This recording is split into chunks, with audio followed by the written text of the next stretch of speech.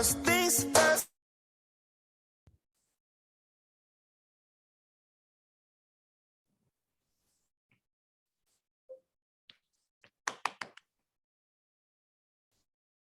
Assalamualaikum warahmatullahi wabarakatuh. Selamat pagi. Terima kasih kepada semua yang hadir pada hari ini.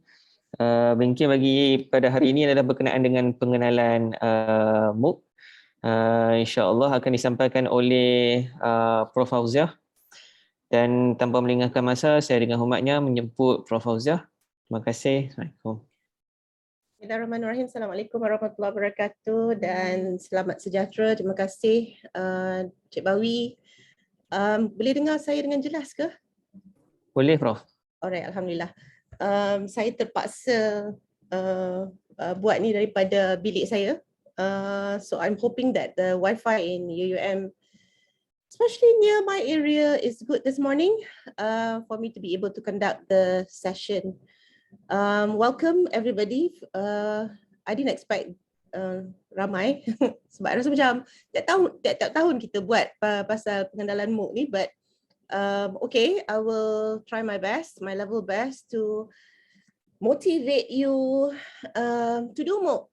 Of course, before that I have to share with you what Mooc is, and then the next thing I will do is actually to motivate you to do Mooc lah. Okay.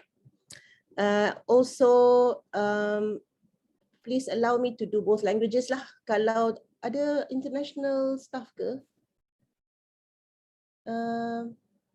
Anyone here request for me to speak in English or can campur-campur?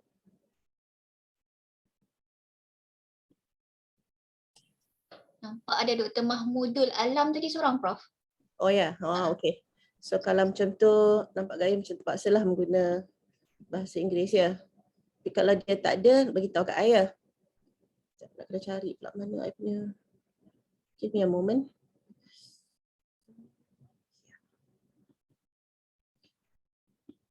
Right. Well, as I mentioned earlier lah, I think introduction to Mooc has always been done by, thank you Dr. Mahmudul Alam, which means you can handle BM as well. Well done you. Very rare, but well done you.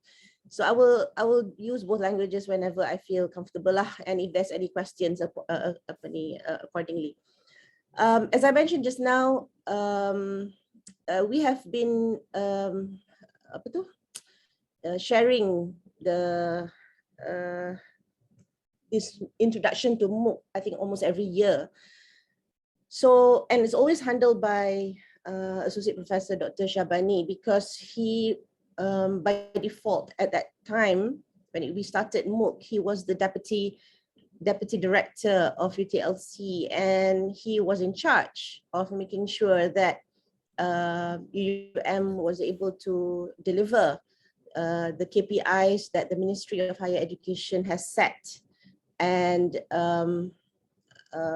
of course, when he became the director, he continued that, and then and so on and so forth. So today, what I'm going to do is I'm going to provide you some introduction to Mooc development. And I think the YouTube, which was recorded by UTLC, can be visited by you, whoever who wants to know from Dr. Shah's perspective. So you can listen to, you know, in 2020 he did it, in 2021 he did it. So you can actually listen to what he says. But what my stand will be for today or this morning will be from the perspective of a developer, because I am looking at what Mooc is, and then as a developer what we should do. Yeah, so hopefully lah, that's basically what I try to do. So I think I don't have to let you know who I am. So what is it that I'm going to cover for this from now until until this afternoon? So basically that's it lah. The first part, there will be 4 parts. First part will be the general, what is Mooc, general description.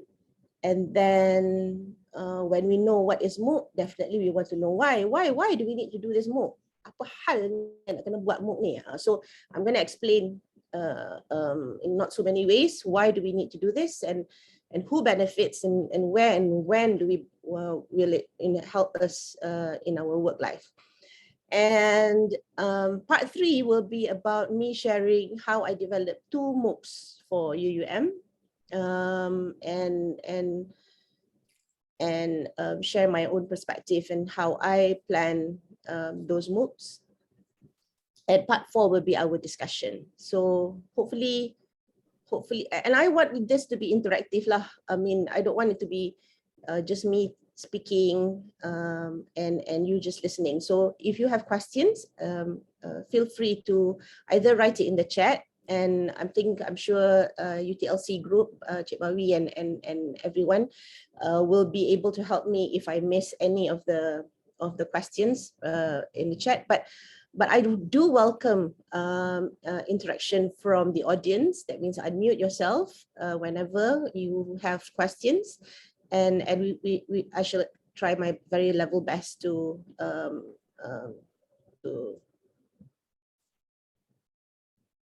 answer.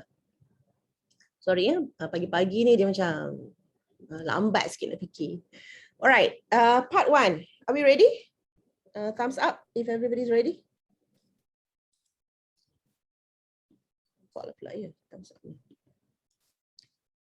Okay.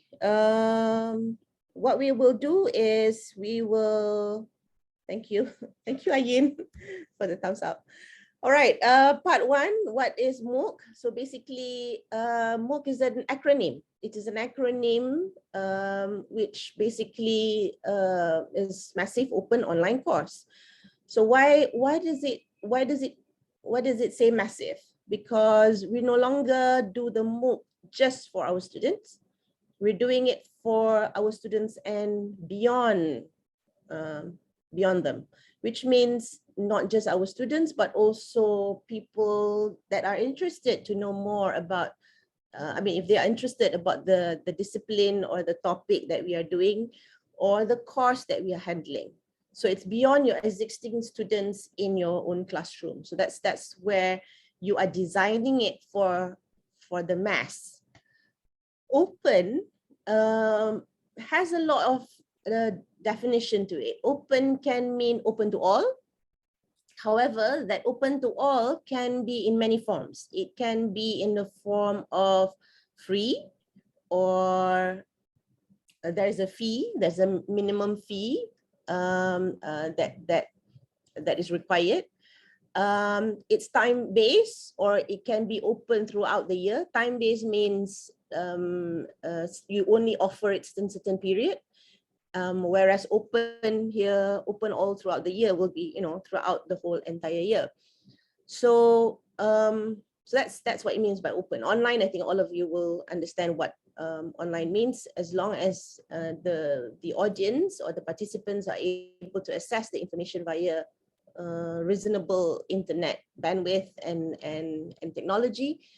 Inshallah, they will be able to see your Mooc. And a course can be a full-fledged course, but a course can also be a short course, So it could be lifelong. So there are many types of Mooc. So it can be a lifelong Mooc, which means lifelong to example, like how to tanam pokok durian, durian Allah, musangking ke, in your own backyard, contoh kan. So that can be a course in itself, or how to kawinkan dua pokok, if you're in that field, or how to fix certain things. So that would be like lifelong for you to know. Or maybe what newbies should know about data analytics. So you can actually come up with one lifelong based course, which probably have 1 or 2 learning outcome. for you to develop your MOOC. Or it can be the general academic that you and I know when we are conducting a course. So the course can be developed via MOOC, and minimum will be 5 weeks with at least 2 learning outcomes. Bawi, if I'm wrong, let me please correct me. Yeah. So it's a minimum will be 5 weeks, and maximum will be the full-fledged course. So if it's undergraduate, 14 weeks. If it's postgraduate, 12 weeks. If it's University Utara Malaysia context. If it's other places, will be different. So, so it can be the academic, can it be lifelong? It can be a standalone on its own, or it can be modular. Modular based will be you probably need part 1, part 2, part 3 in order for you to have one full-fledged kind of design. And also niche. Now in 2015, between 2015 to 2017, we also had niche-based MOOC, which was requested by the Ministry of Higher Education for every institution of higher learning. I'm talking about the public universities, to have a niche kind of MOOC. So in UUM, we had the Islamic business as our niche, and of course other universities will have their own niches lah. Yeah, we tried. I mean, under the MACTA, the Council of E-Learning, Malaysian Council, the National Council of E-Learning, we ensure that all universities will be able to have one niche-based MOOC. So far so good. What is MOOC? Any questions that you want to ask at this point? Because part 1 is pretty much this lah.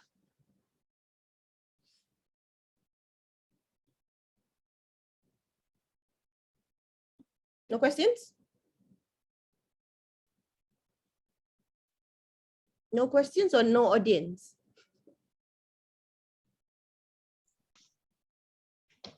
Okay, if you... Assalamualaikum Prof, satu soalan. Tolonglah tanya. Yes. So maksudnya later on bila kita dah fully convert our material ni ke MOOC ke MOOC. Jadi maksudnya kelas pun semua tu macam mana Prof? Kita still going to have a class or we just good for online bila ada MOOC ni? Untuk kursus kita kan, ya, tapi I rasa macam soalan tu saya tak boleh jawab lah. Yang tu soalan-soalan yang patutnya kita tanya kepada HEA lah kot. Tapi if you ask my personal opinion, if it is a course that has been designed for online, then you can actually do the real MOOC way lah, which is online. But if the course is designed for macam kita punya curriculum sekarang ni, kita dah design, dia sebenarnya adalah face to face kan. Dia macam the normal conventional 60-40, tapi mungkin kita ada 30%, ada kursus yang kalau syllabus dia 30% online, 70% face to face. Betul tak Dr. Ghazali? Betul Prof, betul. Jadi kita boleh gunalah MOOC tu seperti based on the 30% tu definitely boleh dijadikan sebagai PTG lah. Maksudnya kalau dia 30% dia jadi pembelajaran teradun gantian. Maksudnya kita tak perlulah ada kelas, kita boleh handle asynchronously with our students when they do activities that we have designed in the MOOC. Tapi untuk 70% tu pertemuan masih kena ada.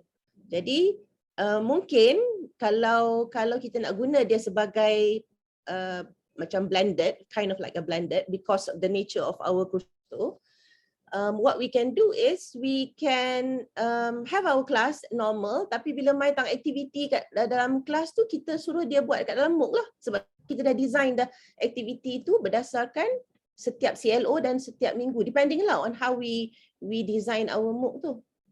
Faham tak? Okey, faham Prof. Tapi kalau kita dah macam sekarang ni, saya rasa ramai dah yang macam dah mula rasa seronok, macam tak adalah susah sangat nak buat online delivery and assessment, dalam LMS pun boleh buat activities yang engaging. So if you have been doing that in your normal UM online LMS, transferring to Mooc tu is not a big problem. It can be done. The transfer of learning for you is going to be very fast. Tapi kalau kita tak pernah guna LMS, UM online pun terkebil-kebil nak buka, payahlah. Dia ambil masa lama lah juga untuk kita nak faham Mooc tu, sebab dia lebih kurang je. Asas dia sama sahaja macam mana kita design dekat dalam kita punya learning management system, which is what we call UM online. Macam tu jugalah cara kita untuk nak Mooc tu. Sorry? Okay. So this is what I gathered from Dr. Shah's 2020 punya sorry, nak tutup benda lain. This is what I thought I should share with you. This is basically from Dr. Shah's sharing. So you can actually look at the YouTube which UTLC ada. Dia punya 2020 punya YouTube sharing on introduction to Mooc. So he showed the difference between the X Mooc and the C Mooc. So that's not important for us lah. Kalau kita nak tahu, kalau C Mooc tu maksudnya selalunya untuk lifelong learning lah. Kita buat community based. Macam contohnya sekarang ni kita sedang buat satu kursus. Kalau kita, sorry. Ialah UUM lah. UUM sedang buat bersama-sama dengan UTM di bawah UPM sebahagian daripada projek collaborative Mooc. Jadi dia ada banyak institusi yang terlibat. So kita UTM dengan UUM ada satu projek bersama lah. So yang ketuanya untuk projek ni ialah Associate Professor Dr. Nur Idayu. And there's a team.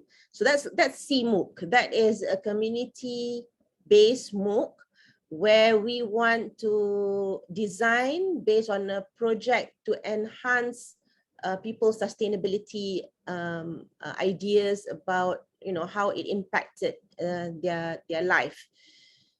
Kalau X Mooc, dia more about macam kita punya academic lah. Macam mana kita design our own courses and we are in control of our courses. So and when we want to deliver and all that will be the X Mooc. So it doesn't matter whether it's X Mooc or C Mooc. Yang pentingnya kita faham bahawa Mooc ni dia sebenarnya bukan untuk kelas kita sahaja, dia sebenarnya untuk kelas kita and beyond. Macam like year lah pula ya. And the other thing about open is whether it is truly open registration as it's free. Yang tu konsep yang Prof Karim selalu bawa lah. Dia kata Mooc ni pada dia adalah free. Tapi tak semestinya ya. Sebab yang tu it depends on the institution. Maksudnya kalau universiti mereka kata semua Mooc tu akan free lah. Tapi kalau university decide that certain Mooc, a certain part of the Mooc is free, and if you want to take the whole entire course you have to pay, then there's a fee lah. So it's not free. It is open to all, but there is a fee in place. And of course, because it's online, selalunya kita try as much as possible to have it affordable lah for our community. Yeah? But then again, we do not want to do too cheap that people might not be committed, or because that's the culture of Malaysia. Kalau rasa murah je macam tak elok kan. Not necessarily a good culture, but that's how it is. And the other thing is whether or not the university will also gain in terms of win-win lah. There is also an economic gain when you're designing the Mooc. And as I mentioned just now lah, and the course itself, because it is Mooc, so usually they will have activities that they have to do, assessment that they have to do, requirements that they have to fulfill in order for them to be able to get the credit transfer. So kalau credit transfer ni, yang itu HA yang akan tentukan lah, dan juga bendahari akan tentukan berapa banyak fee yang sepatutnya dikenakan dan berapa bahagian-bahagian pembangun dan pelaksana dan sebagainya. The college, the credit transfer processes too should also be there, especially if it's a full-fledged Mooc. Yeah. Yang ini is another kerangka garis panduan e-pembelajaran Malaysia, which we have to also understand in order for us to develop the Mooc, because it has got to tally with all the policies that has been in place. And if you want to know more, you can look through Dr. Shah's explanation about this in 2021 sharing. I think Bawi will show you the help desk where you can find all these materials. So dia adalah in terms of flexibility, what Mooc is actually addressing is definitely the Malaysian Education Blueprint for Higher Education Trust, the 9th thrust, which is globalized online learning. And in terms of curriculum, Mooc is also addressing the notion of flexible learning, okay? Where students are flexible to choose any courses from any institution, request for the credit transfer, and gain the badges, the necessary badges, and get the credit transfer from their own university.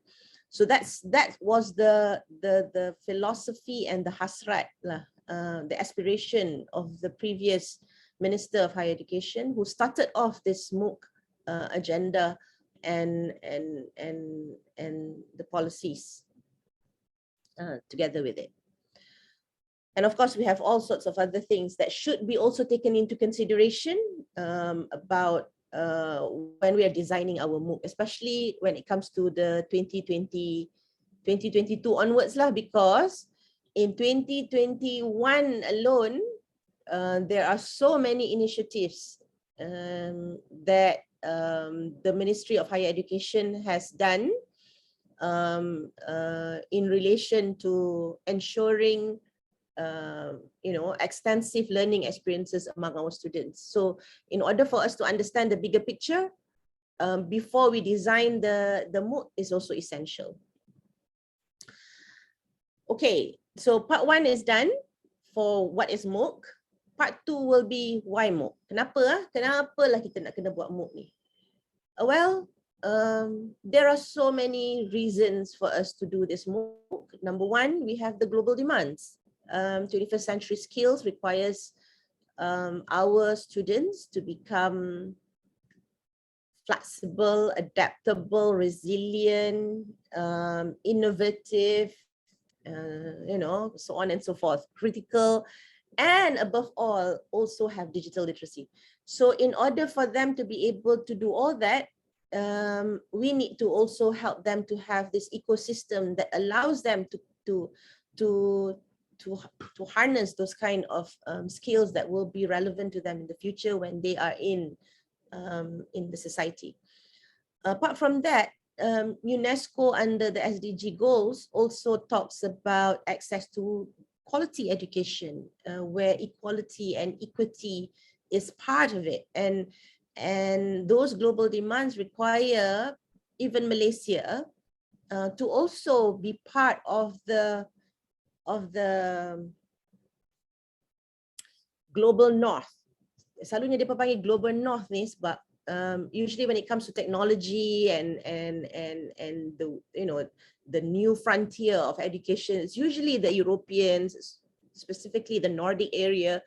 So they're always called the global north, and the south, the global south, people like us lah in the Asia and all that, are usually a little bit, 1 to 2, 3 steps. I might be very nice here, 2, 3 steps back in terms of our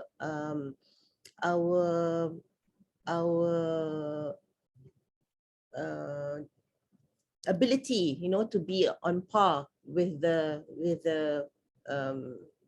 Global North. And of course, there are lots of circumstances, but we don't want to have those, we don't want our students and our community especially to be left out. We don't want that to be our reason for not making that leapfrog, you know, in order to make sure that our students are not left behind, our community are not left behind, and lifelong learning can truly be embraced by all our the whole nation, because it's important. An educated nation will help the nation move forward in a more systematic and strategic way. You know, somebody shared about 20,000 students have left. I mean, throughout this pandemic, we have seen about 20,000 students being drop out from the system, the education system, because of the technology and because the way in which we conduct. This is alarming because if we have that many dropouts compared to previous, the impact will come back to us in the later years. And for all the good things that happened in Malaysia was the reason why all good things happen in Malaysia, especially in the times when Malaysia was booming as one of the tiger country, is because we invested a lot on education. We put emphasis on education, and we didn't want to say that we will not be left behind. And those efforts are the results of what we have today. But if today we have excuses and we don't do something about it, we don't change and adapt and quickly get ourselves into this notion of trying to make sure that everybody is competent, the impact will come back in the later years, and it's not going to be good for the country, definitely. Then we have the national demands. Because of the global demands, it will cascade down to the national demands. And in the policies, especially the depan policies, depan means not only the depan means depan, as in front, but it's actually Dasar Pembelajaran Negara. It's an acronym for that. And I know the ministry is in the process of updating due to the pandemic. The reason why I say due to the pandemic, they had strategic planning, you know, like by the certain years, we will be able to achieve, you know, a certain culture in terms of the e-learning. But because of the pandemic, some of the attributes, some of the components or the goals that was you know, stipulated in the policy has actually, you know, fast forwarded. For example, the use of online, the use of technology, the use of online as a mode of teaching, that has, you know, supposedly to be done by 2025, but in 2020, all our students were already desperately using all sorts of technology in order to pursue their education. So because of that, the policy will have to be to go through you know, reviewing. And in terms of the national demand, as I mentioned just now, this is related to the 9th thrust of the Malaysian Education Blueprint for Higher Education, which all of us in the institution of higher learning must be aware of. And globalized online learning is the 9th thrust, which part of it, apart from, you know, the use of blended learning, e-assessment, and the development of Mooc and micro-credentials, we need to also not only develop, but also use and also assess. And all this because of what has started in 2016, by the time we reach 2021, in fact 2020, 2021, MQA has also provided guidelines and supported credit accreditation and credit transfers for those who have taken courses via Mooc. And of course, the stakeholders' demands. Our students, depending on where they are and how they can get here and the circumstances that they are in, they might not be able to join us in our classroom, but they will still need to continue and pursue their studies. So by providing alternatives to the face-to-face, that means in now related to Mooc, then we are going to be able to expand the capacity of our students, not only those who are willing to come to University Utara Malaysia, but those who are willing to learn from University Utara Malaysia. So the demands of the different types of students also require us to do the Mooc, apart from our colleagues, because our colleagues now can also not just be within the University Utara Malaysia. If we are able to become good at what we're doing, we can now start collaborating with other institutions to have co-constructed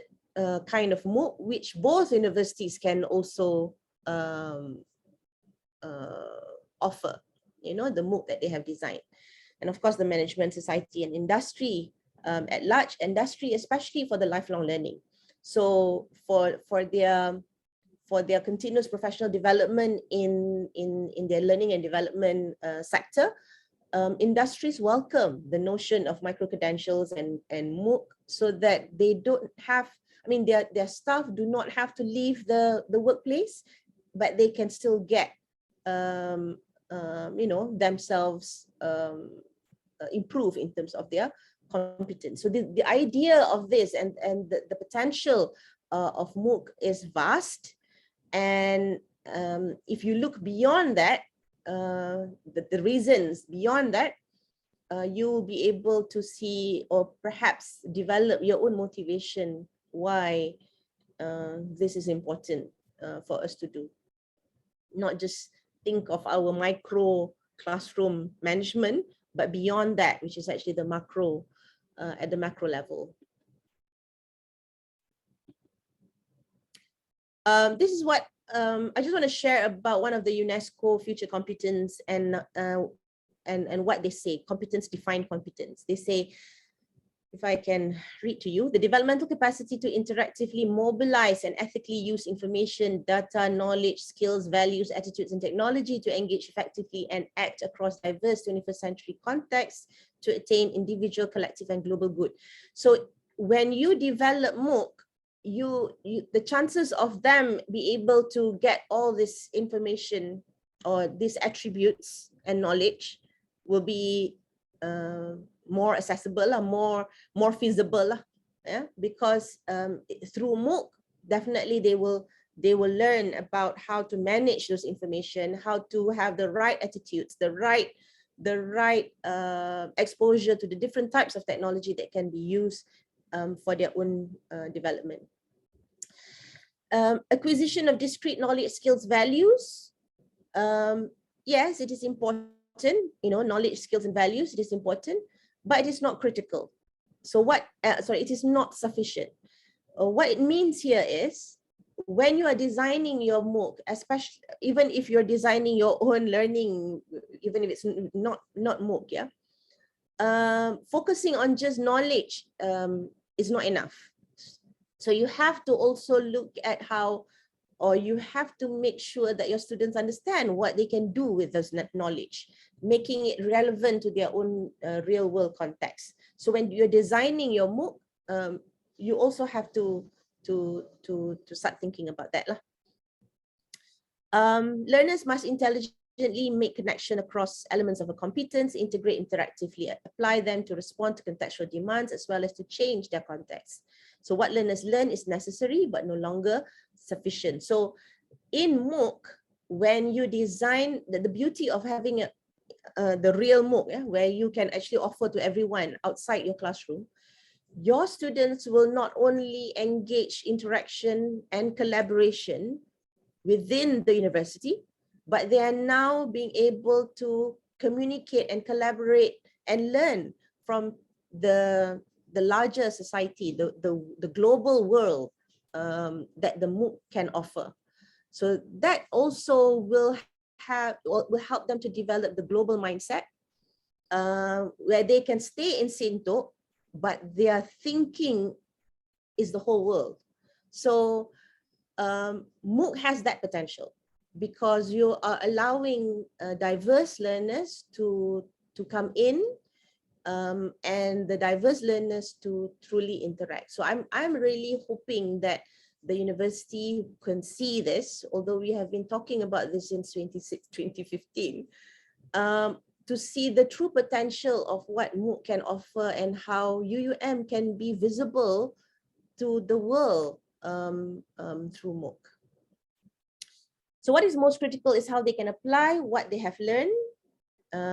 So especially in relation to IR 4.0, so that they are able to learn to become, to adapt to changes, to be resilient, and you know, and appreciate the diverse modalities that the Mooc can offer.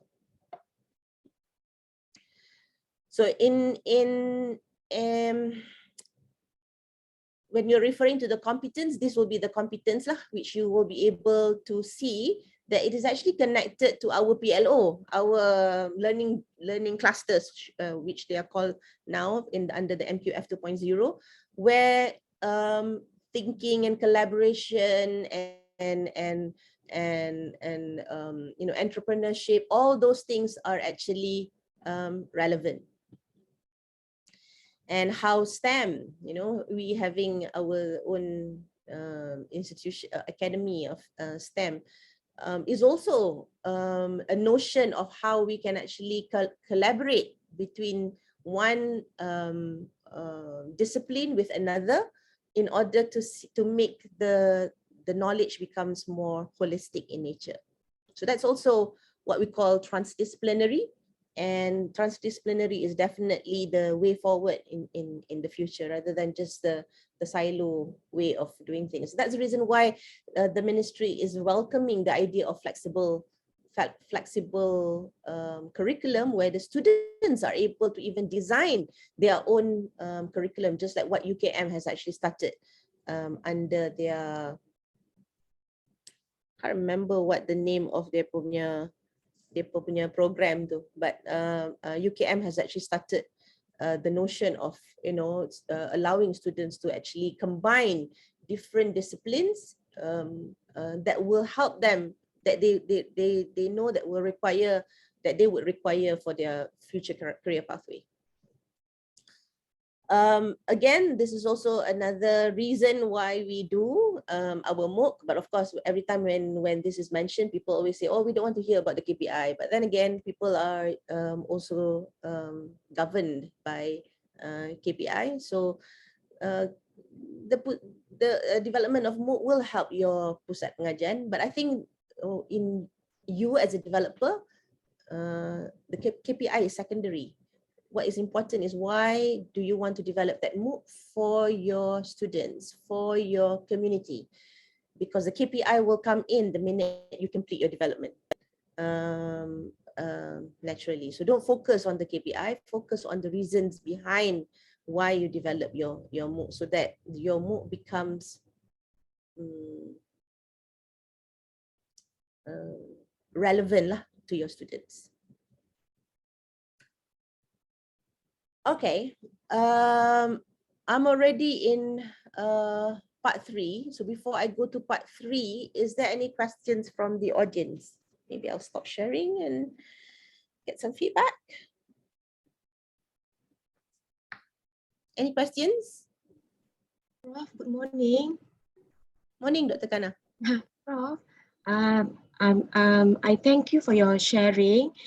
Since you're going to go into how you developed your Mooc, can you please help me in particular, I suppose, and I suppose everyone else generally here, specifically the step-by-step on developing Mooc. I'm totally lost, Prof. I do not know what's the first step in developing Mooc. I'm sorry, but I am totally lost. I'm supposed to develop for PhD help, assessment in education, higher education, but I don't know even the first step. Okay. Thank you, Prof. Thank you for the question, Dr. Kana. Well, forget about Mooc. How do you develop your own activities and your assessment when you are given the course? What do you do? I'm not asking you, Dr. Kana. I'm asking everybody, everyone, to also start thinking What do you do when you are given a course? What do you first do?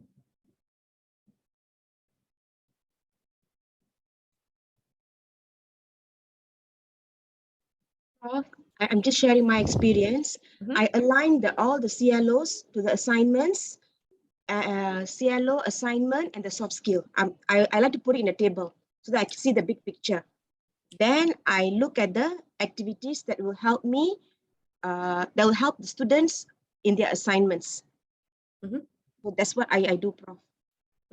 So you have that in your planning, right? That's basically Yes, like yes. your planning. You have your CLO, you have your activities when you want to do your delivery. When you're doing your delivery, you have your activities, and then you also have your assessment, right? Yes. And you chances are you would want to do it like so assessment here can be formative assessment, can be summative assessment. So formative assessment is where you provide activities in order for you to gain feedback whether or not your students have understood your lesson of the day. So you will have some little assessment that you have designed in order for you to be able to know with clarity and assurance that students have actually acquired or achieved the CLO of the day. Am I right, Dr. Kana? Yes, Prof. That's exactly what you do for Mooc. Nothing different. But what's the first step? Where is that? That is the first step. If I were to, given, well, when I was asked to do Mooc, I didn't want to bother about the techno bit, because the techno bit you will have, for those who are going to develop the Mooc, you will have series of workshops that Cik Bawi and his gang will do, which all of us will have to go through, because we need to know how to, where to put what.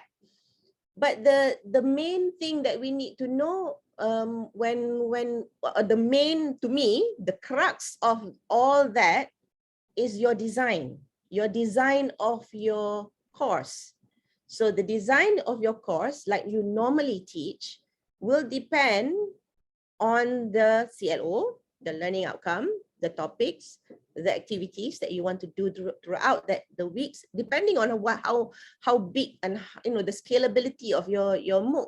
Is it a full-fledged one course Mooc, or is it a minimum 5 weeks course? So if it's a minimum 5 weeks course, you develop accordingly, which means only for certain learning outcomes, certain activities, certain assessment. But if it's a full-fledged course, just as the way in which you develop your SOW, that's how I would have planned for the activities and the assessment for my Mooc. Once I have done that, once I'm clear about what kind of resources that I need to do, just like when you're putting your information in your LMS, sama saja dia punya cara, cumanya LMS is LMS. Yang Mooc ni dalam open learning platform, tapi dia punya core understanding, core of what you need to do is still the same. The fundamental is still the same. As you rightly mentioned, Dr. Kana, is the constructive alignment. That is the fundamental, that's the core. Once you understand about constructive alignment, it doesn't matter whether you're preparing for the Mooc ke, preparing for your normal face-to-face class ke, you nak masuk kat dalam you punya learning management system ke, it will have the bearing, it will have the beacon, the light at the end of the tunnel for the students, because the students are going to be at the receiving end. We are the designer of the Mooc and designer of our delivery and our assessment, but the students are going to be the one who's receiving all those things. So when you're developing, just like when you're designing your classroom activities, you have to also look from the perspective of your students to see how relevant is this activities and this assessment, how is it in terms of achieving its learning outcome. Once you have that, then you go for the training under UTLC. Then they will tell you, number 1, you need to do this. Number 2, you need, yang tu you follow je lah. And of course, because in a normal situation, in a face-to-face, although this is not the face-to-face, like this is face to names. I can only see names and sometimes faces of people. But in a normal classroom, in a conventional classroom, you can see your students' actual facial expression. You can tell them who you are, and they can tell you who you are, who they are, and you can tell from their expression whether they understand or not. In an online situation, this is a classic example. I don't know whether you all are frowning or not frowning, because if you have faces that you have on this platform, it's all smiley faces. So everything looks fine. Other than that, I'll just have streams of names. So we don't know whether our students understand or don't understand, clear or not clear, know who we are. So that's why in a Mooc base, you will have one section to introduce yourself as the facilitator or the convener of the course. And then you will have one section where your students can take turns to introduce themselves and break the ice, for that matter. So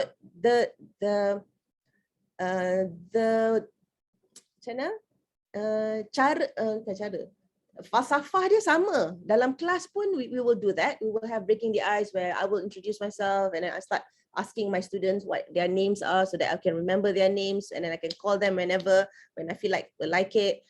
The same way in which you do it in the classroom, you will also do it in the Mooc. The only difference is in the Mooc, you have to explain by writing lah, or if you don't want to write, you explain by making video about who you are. And then you ask students to also make videos about who they are. So they can use Flipgrid, they can actually self-record themselves in whatever Web 2.0 tools and share it in the platform. And in open learning, the platform is pretty user-friendly, I would say, and very nice. Yeah, you're free to do how you want to design it.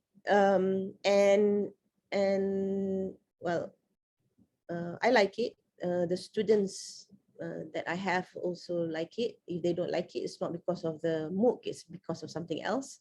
But of course, they want to bakar the nyamuk, they want to bunuh the nyamuk, they bakar the whole entire kelambu. So that's a different story altogether. But point is, for those who appreciated learning via Mooc, they appreciated the activities and the assessment and the way in which it is designed. So, and I wouldn't say I think the greatest fear of people when they're doing something, they always think that they will never get it. They want it to be perfect. Now, just like when you're writing a publication, nothing is perfect. You constantly have to edit, re-edit, review, recheck, re-evaluate, redo. So those are common, common processes. So what you need to do now is to remove that fear and that pressure, that unnecessary pressure that you put on yourself, and start finding out why you want to do this. And if you feel that you cannot do this, then speak to your school and the committee that's there in your school in order for you to provide the right support to get the right support. Because it doesn't require for you to develop it on your own. You can have a group of a team of you, a group of you to do in a collaborative way. So it can, either way. There's no nothing is apa orang kata tu, firm. It's not firm. Tak ada benda lah yang macam yang static. Dia macam flexible lah. You can do and you can discuss with the members of your community in your respective schools what would be the kind of support that you would need in order for you to develop your Mooc lah. I hope that answers your question, Dr. Kana. Yes, Prof. Thank you so much. Thank you, Prof. Any more questions from the audience? Ada 100 orang ni. Ya Allah, ya Tuhanku. Assalamualaikum, Prof. Fajah. Waalaikumsalam. Mungkin saya boleh respon pada Dr. Kana tadi. Yes. Okey, rasa saya mungkin maksud yang Dr. Kana tu macam mana dia nak design tu, bukan dia in term of content dia dah ada. Masalah dia nak start tu guna Mooc tu rasa saya. So bagi saya my advice is probably kita kena ada satu sikap untuk sikap nak ingin tahu. That's why we kena explore banyak tentang Mooc. Macam saya pun saya belajar kebanyakan training tu sikit sangat-sangat fundamental, tetapi benda tu spark kepada diri kita bagaimana kita nak cari benda yang alternatif lain ataupun cara-cara yang lebih baik lagi. Dan kita boleh bandingkan apakah yang ada dalam LMS-UM yang mungkin ada yang tak ada ditawarkan dalam Mooc. Adapun apakah kelebihan Mooc berbandingan LMS, that is the first thing you have to kena answer. Mana seandainya kalau kita tak tahu kenapa kita ambil Mooc, and then now we want to do the Mooc, memang confirm at the end benda tu tak akan jadi. Sebab kita tak faham, kita rasa saya lah, kalau pengalaman saya tu macam kita tak tahu kenapa saya kena ambil Mooc. Saya ada LMS, what's wrong with my LMS? Mana kalau kita boleh identify there is the problems there, so kita boleh tahu kenapa kita nak gunakan Mooc dan seterusnya, apa yang kita boleh buat dalam Mooc tersebut. Itu yang rasa saya lah. So ADM macam mana, ADM tu nanti kita boleh dapat satu Mooc yang cantik lah. Therefore my advice is makna kita kena rajin explore feature-features yang ada dalam Mooc dan juga feature-features yang ada dalam LMS UUM. Pada situ kita boleh tahu dia punya kebaikan, kelebihan dan sebagainya, dan juga apakah objektif dalam kita punya strategi pembelajaran dan pengajaran kita. So there is important lah, sebab apa dia Mooc tu dia ada ciri-ciri tertentu yang mana kalau kita salah set, matlamat tu akan jadi lain. Okey, itu saja yang saya boleh katakan lah. Okay. Thank you, Cik Is. Ni also another developer, the developers perspektif. Patut boleh buat forum dah ni, Bawi lepas ni. Anyone else? So does that answer? Does that unpack most of your questions, or are there any other concerns from the audience?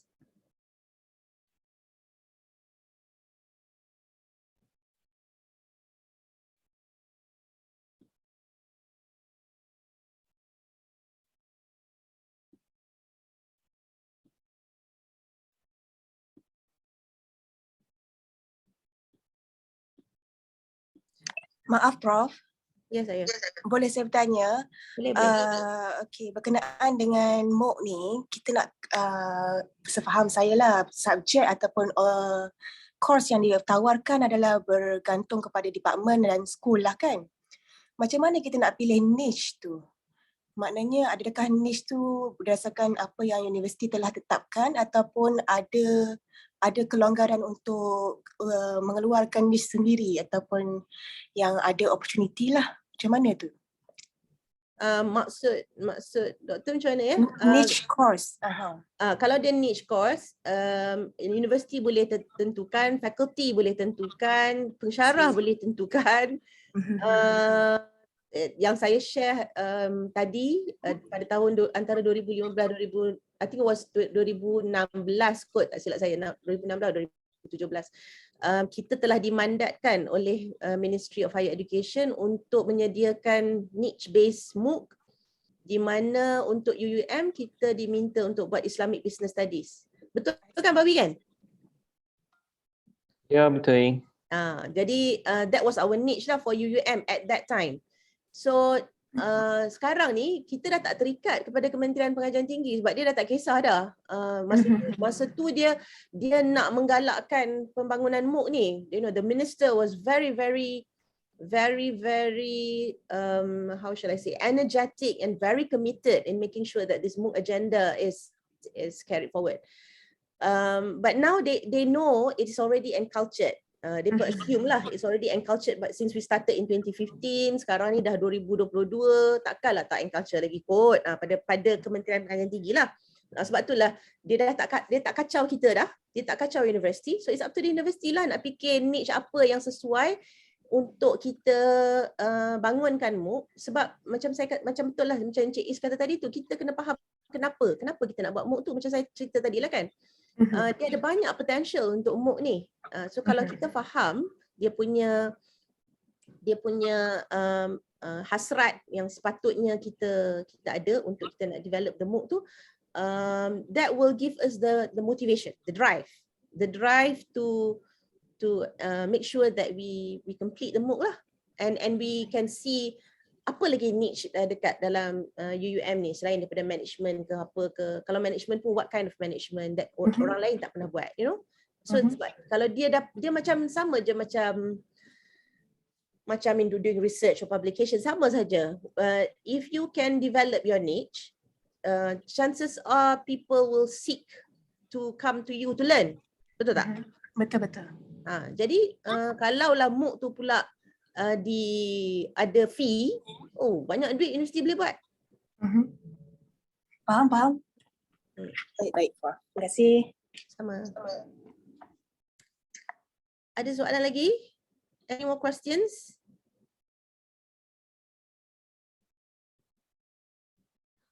I'm just curious. There are 100 people in here. Prof, good morning. Prof. Morning. Yes. Yo here from SBM. Okay.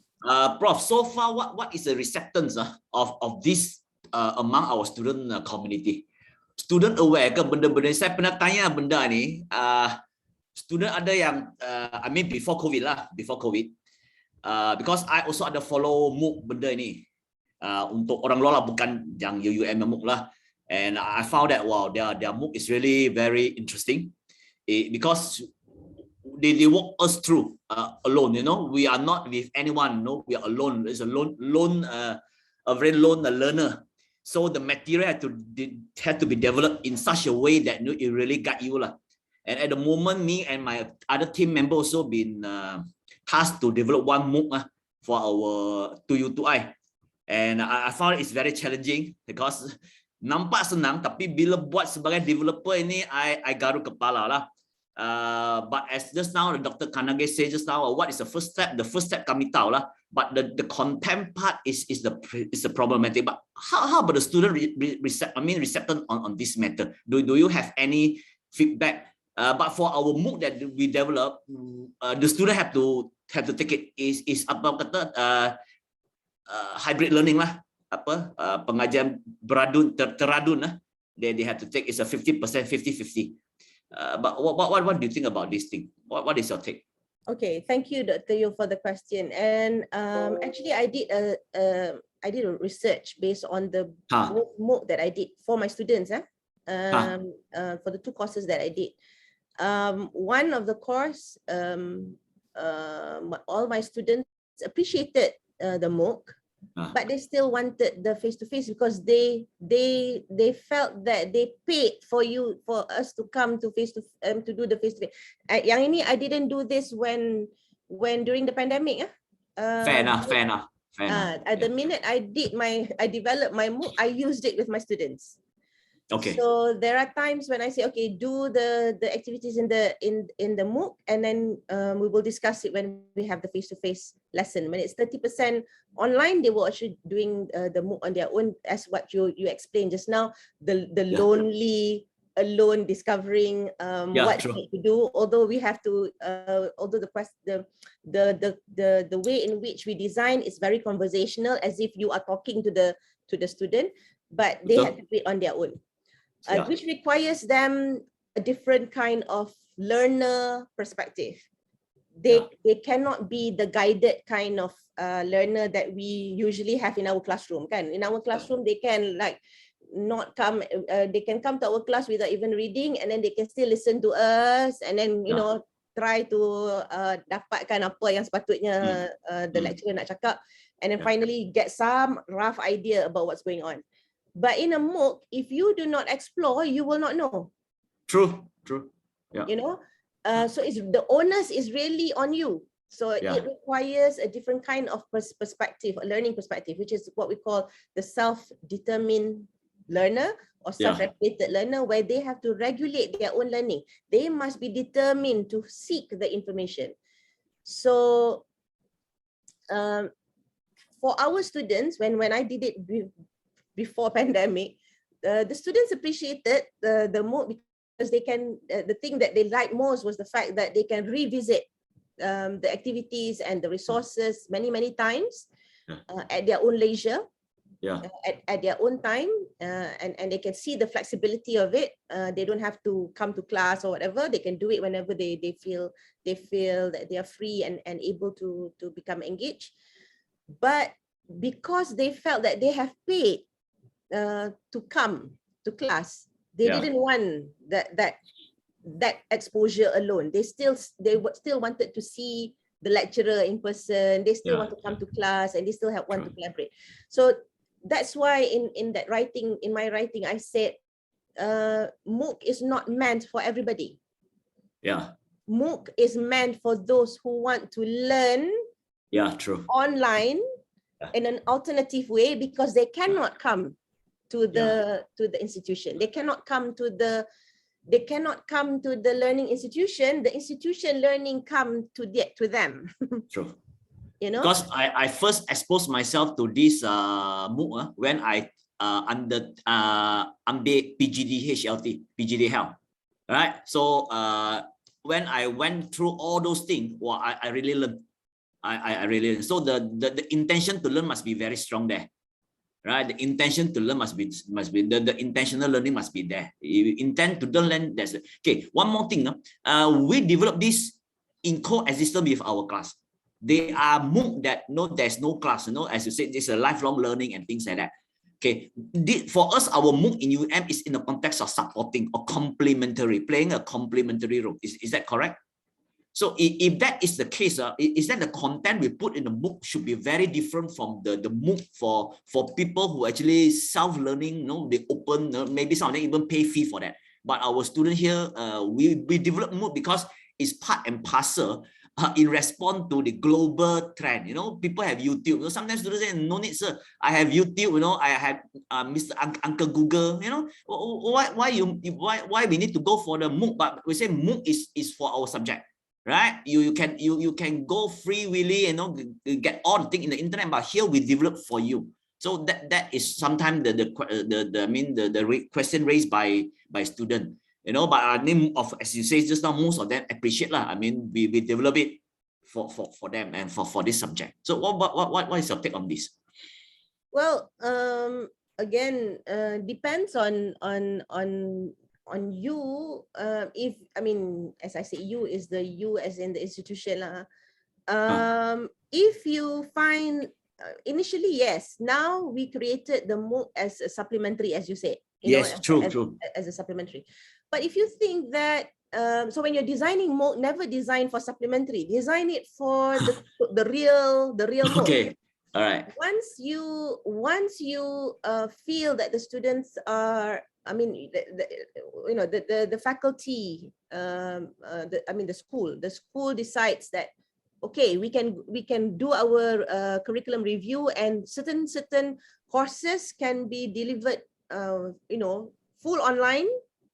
Whereas some of the courses they have to come for face-to-face. So these are the courses that if they do, they can get credit transfer. So they can just come to the university to take just a few more courses to complete the program. If you want to do that, then your Mooc will be designed as real Mooc lah. Where you don't have, they're not supplementary anymore. It's a real Mooc. But the problem is, until and unless we change our curriculum, the syllabus, we cannot do that lah. Yeah. If we want it to be that way, then we have to change our curriculum when we do our curriculum review, and of course AEDU and UJKA will be able, not UJKA, sorry, SWAT Akreditasi unit can actually help us to look at the policies and the ways in which ways to do this. But point is, if you design the course for Mooc, develop it accordingly for the Mooc. Don't design it for the LMS. Then, if you decide to go a full-blown Mooc, your students, the ones who are doing the Mooc, will feel at loss. Yeah, true. Because in your LMS, you don't have to explain. No. Yes, definitely. Yeah. But in a Mooc, you will have to explain. This is the video. Watch this. So how did you impact? The kind of the questions that you are posing to your students, although it is actually in a written form, is very conversational, as if you are there talking to them. Yeah. Okay. They are reading, but as if they are, listening to you talking to Yeah. them while they're completing their work. Faham. Yeah. I think okay. And I like the way you do it, Dr. Yod. Before you do your MOOC, you become the learner of a MOOC. Yeah, true. Yeah. That will give you a better perspective about Yeah. how you want it to design, and then you can be more critical about the existing MOOC that we have. You can be the critical friend of helping the UUM MOOC developers to improve in order for them to, for all our MOOCs to be looked at and itulah. But I'm not in that position yet lah. I have gone through myself with that MOOCs, but now I as a developer, I masih garu kepala lah, but I've gone through the experience. But I appreciate that experience to become a MOOC learner. But for me, that it should be very independent. Kalau you seorang yang independent learner, you will enjoy it. You cari sana, cari sini, you really immerse yourself that. Lebih because mungkin I pun sudah lebih tua, so I think I'm tiring of listening to people lecturing and talking. So I might as well choose this type of method. Alone. You really immerse yourself in. Tak ada kacau. But maybe our student, the young learner, they love. I mean, they need guidance. They need guide rail. That's what you think, but not necessarily. Not necessarily. Not necessarily. Again, it depends on. It depends on the individual, the individual students, as you said. Some students, because of their nature, they prefer to learn on their own. They're very self-regulated. They're very determined to learn. You don't have to tell them what to learn. They will explore. Yeah, true. But some who are constantly, even they are maybe 50 years old, tapi want to be guided, you have to tell them, open this, watch that. And then after 3 days, you dah cakap tu, you kena tanya, have you done this? Belum lagi. You constantly have to keep reminding them and checking them because they don't have that attributes. But that's human nature lah. That's human nature. Anything pun kita akan menghadapi masalah sebegitu rupa lah. Right? Okay. Thank you, Dr. Prof. Thank you for your valuable comment. All right. No problem. Any more questions? Hopefully that was tak ada soalan. Okay, kalau tak ada soalan kita continue. Want to see this? Boleh nampak ke? I punya screen? Boleh. Alright. Okay. So part 3 is about me sharing how I developed the 2 MOOC courses. Itulah nak cakap pun macam takut, tapi tak apalah, cuba je. Sebab number 1, as much as all of you are in the learning process, I am still in the learning process. As much as you are afraid, some of you are afraid of technology and not techno-savvy, I am extremely not techno-savvy. But as I said, when I started doing my first MOOC, I had a different intention. When I did the second MOOC, I had a different intention. And now I'm thinking of coming up with another MOOC, which is a course that I'm also going to be teaching once I'm back in the faculty. That will be a different intention. So back in 2015, when we were asked to develop, I think at that point in 2015, we just need to come up with, was it 6 or 3, Bawi? Tak ingat lah, 3 kot ya. 3 MOOC. We must be able to complete or develop 3 MOOC by the university. That was the target that was set by the Ministry of Higher Education. And just like what Dr. Yo says and Dr. Kana says, it's not easy to come up with MOOC, and just like what Encik Is said, it all depends on the person's motivation lah to do this MOOC. Because some people, kalau dia rasa they want to see the incentives first, of course they will not start to do it lah. Because at that point of time there was no incentive. In 2015, basically those who did the 2015, 2016, 2017, it was more of fisabilillah. we wanted, it was basically to help the school, to help the university reach its KPI so that the Vice Chancellor will not get told off by the Minister of Higher Education. That was basically the reason why I embarked in the Mooc to help the university. That's number one. Number two was that because at that time I was the director of University Learning Center, and I wanted to find out how would a developer go through what kind of problems and challenges, and how do they go about doing this. So because of that, I had to embark on doing my first Mooc, so that I will be able to become the mediator, to negotiate with the university about what kind of incentives that we can provide in order to encourage our faculty members to embark on Mooc if they were KPI driven. So that was it lah. So in 2015, for a program which is under the Master of Education Psychology, because those were the courses that I taught at that time, I started my first Mooc, and because of my administrative post, although I joined the Bengkel that was done by UTLC, but while sitting in the Bengkel, lagi nanti you dapat questions here and there from various people and meetings and answering calls and having to attend meetings. So my level of concentration during the training was terrible. And so it took me a quite good number of years to complete my Mooc. And it was only in 2017 that I was able to complete it and then pilot it to my own students for them to give me feedback. I actually video recorded their feedback, but I couldn't show it to you now because it's in UTLC's resources. I don't have it. So that's where they tell me what they like and what they don't like about learning via Mooc and all that, and how I can help to also improve on my Mooc from the learner's perspective. And of course, the procedure of or the process of developing Mooc in UUM is, once it is completed, we will have to go through the panel of quality assurance for Mooc.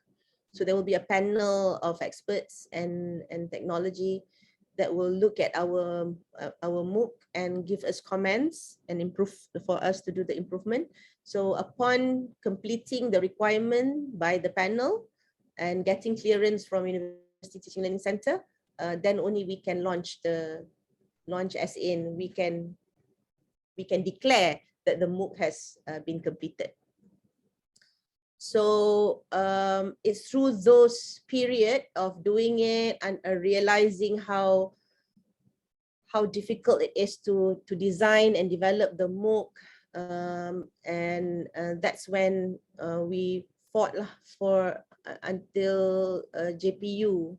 But we had a lot of challenges. I had a lot of challenges to make everyone understand the importance of providing the incentives for Mooc, because people at that time, were very much concerned about publication, was very much concerned about publishing in high index journals and all that, and was not even looking at Mooc as something that is important, although it is under the ministry KPI, as I mentioned just now. But it was not easy to make people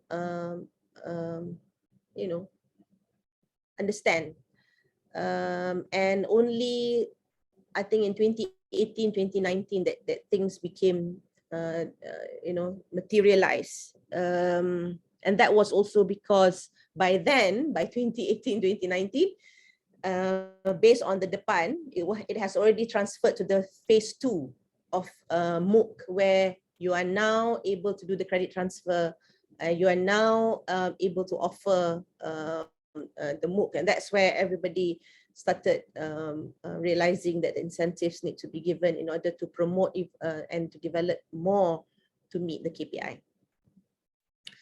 So when I developed both my Moocs, it was not minimum or whatever, because as I mentioned just now, I designed it for total Mooc. So it became a 12 weeks full-fledged course. But you don't have to do it. The minimum is actually 5 weeks in order for you to declare that you have done your Mooc. So mine was a 12 weeks, but the way in which I designed my first Mooc and the way in which I designed my second Mooc is totally different. For the first, which is SGDY 5013, Human Lifespan Development, I developed the Mooc just like the way in which it is shown in our LMS. That means it's weekly.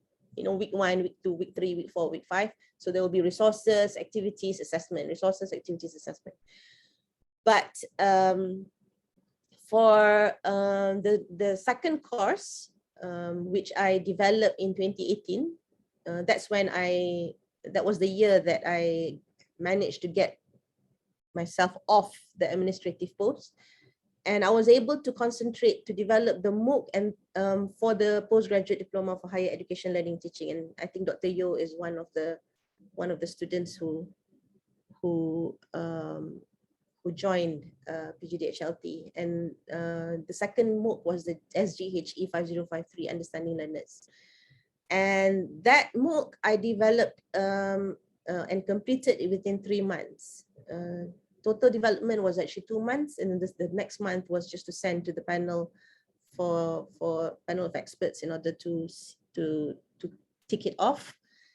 And in that same year, in 2018, when UTLC had PIP, Pertandingan Inovasi Pengajaran, PIP. At that time, it was called PIP, Pertandingan Inovasi Pengajaran. I was privileged to enter the competition for Mooc, and I won second place. Macam best je masa tu, tak teringin, tak terfikir pun my Mooc tu can be second place by open learning, but I was happy. But the only thing that they were not happy was the fact that my students were small. Yalah, postgraduate kan, we don't have a lot of students. So I remember telling the staff from Open Learning, I said the day that the university will be able to do the credit transfer, we'll be able to handle the credit transfer and get it all sorted, and we can actually offer this to the whole world. Yeah, I'm still waiting. So in 2018, when I developed for PGDHLT, the reason was a different thing.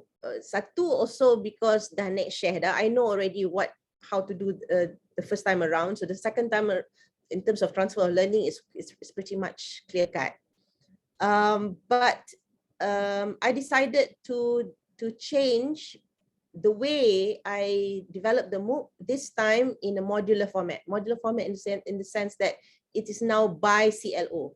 So if you look at your SOW, your syllabus, if it's by CLO, you probably have many topics under that CLO. So when I designed Understanding Learners, it was based on CLO, and all the topics under that CLO will be covered in that module. So you've got module 1, module 2, module 3, module 4, something like that lah.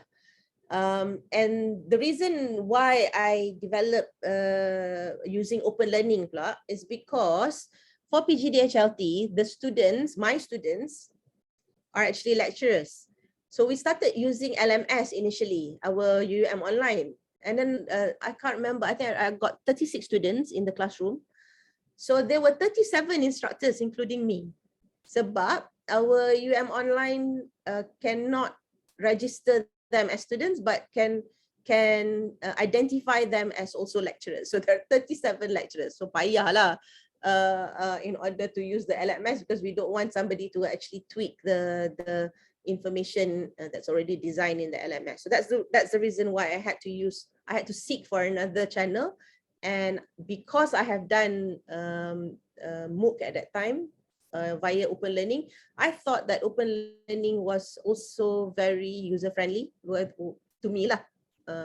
And that's how I used the Open Learning and developed the second Mooc. And of course, that also in both cases, it's also achieving the KPI. And in both cases, I developed a full-fledged Mooc. Yeah. Right. So how was my learning process when I developed Mooc? I did join the Mooc training done by UTLC, as I mentioned just now, even when I was a director. I need to do that because I need to understand what is required when using the platform, because just like when you want to use LMS, any LMS, a learning management system, you have to know what are the features that you have. So the same thing for Open Learning, as mentioned by Encik Is just now. And the other thing that I think that all of you, the new developers, should also consider scrutinizing is actually the Mooc quality evaluation rubric, so that you begin with the end in mind. You know what is expected out of your Mooc in terms of the design, in terms of the features, in terms of the requirement, so that you don't have to do a lot of work, after that. And of course, you need to join all the training and the workshops that UTLC does or prepare for those who are going to develop their Mooc. There will be stages, stage 1, stage 2, stage 3, until you completed your Mooc, until you kind of know already how to use the platform and fill in all the requirements. So you need to be committed as a developer in order for you to know the requirements. Yang tu memang wajib ke atas you lah, kena faham the requirement in order for you to know how best, so that you don't have any problems about, I don't know how to begin. The how to begin is actually, if you want to talk about the technical part, then you have to join the bengkel lah. But how to begin in terms of the content part, now that one you should not have a problem, because you are the expert. That's the reason why you are the developer. You are the expert of that content. You can develop that content. UTLC cannot develop that content for you. So usually what UTLC does is they can help you with the technology part. Let's just say you want to have resources, and that resources you want it to be video recorded. So they will have the video recording sessions. They will be patient enough to make sure that no matter how many takes that you do, you will fulfill. You'll be satisfied with the recording before you will insert that recording in your Mooc lah. So for you as the developer, number one is you plan for the lessons lah. As I mentioned just now to Dr. Kana and to everybody, you need to plan your lesson as if you are planning your lesson in your class. So if before this you have never planned your lesson to your class, you just masuk and cakap je and lecture sahaja, you cannot do that in Mooc. It will be a boring Mooc. Nobody is going to listen to it. Nobody is going to subscribe to it in the future, unless, as mentioned just now, they have to do it because to fulfill the requirement of the course. But the whole notion of Mooc is not just for your students. Remember, the whole notion of Mooc is for your students and beyond. So it's the beyond that you need to also try to cater in order for you to get people to come and get the knowledge from you. So plan for the lessons. Plan the lessons well by where constructive alignment is fundamental. Learning activities that are engaging is pertinent. Where assessment that is aligned to the post-learning outcome is well thought of. Once you have the resources, the learning activities, the assessment that goes with it, then you are ready to develop your Mooc, whether you want to design it in a weekly manner or in a modular manner. It doesn't matter. Whether you want to do it full-fledged or 5 weeks, it doesn't matter. But the fundamental is you need to have a good planning of an engaging lesson and a meaningful assessment. And once you've done that, once you've already got that planning with you, then you will know already. So how I did mine before, maybe I can share, because the first module, the first course that I did for Mooc tu, I can't remember, because I remember I told you I can't concentrate, so it was like macam buat masa in between you know, meetings or masa lunch break or masa malam, masa weekend. So I tak ingat lah apa yang I buat. Tapi for PGDHLT, I can remember very clearly. What I did was, remember I told you I had I designed it in such a manner that I want it to be in a modular base. So there will be 4 folders, four main folders. So that folders is called apa ni, is title based on the learning outcome lah.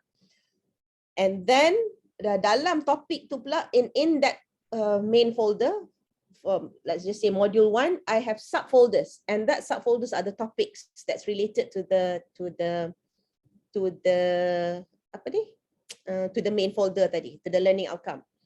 And in every folder, in every topic tu, there will be resources, learning activities, assessment. Resources, learning activities, assessment. Resources, learning activities, assessment.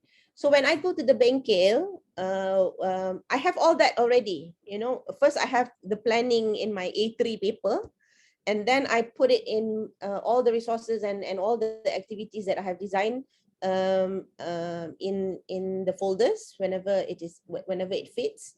If I want it to be a recording, I will say I need a recording for this particular session, or I need an activity that is apa ni, must be changed to MCQ for this particular section. So I have indicated apa yang nak kena buat and all that. So when I go for the training, whichever that I can transfer into the open learning platform, I can do that very easily. So basically I camped. So 2018, I wasn't the director anymore. So tanya Kak Bawi, I was like, most of the time I was in CLL, in the creative learning lab, in order for me to have immediate techno support if I need it. I was doing on my own, but when I need techno support, Ayin is there, Bawi is there to help me with issues that I have. So and I think UTLC is still doing the same thing. That Cik Bawi has actually sacrificed his own office for us to create space for the Mooc developers. You know, you can stay there and in that creative space to be creative, and as well as get the support, the technical support when you need it. So only once it is all you know, completed, of course a lot of the technical bit I had to get Ayin and Bawi to help me, especially yang kan yang macam ada berapa persen tu, yang tu sampai in the end aku terpaksa minta dia tolong bantulah. Once it's already done, then only I submit for the you know, to UTLC, and for UTLC then to submit for the Mooc quality evaluation. Dr. Kana is asking me to repeat what I have in the folder. Okay, for PGDHLT nah, remember I told you I had four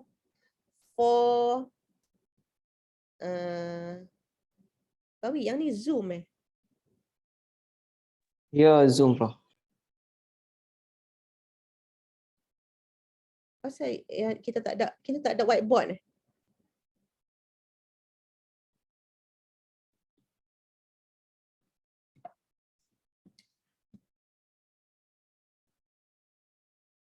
Maybe I can.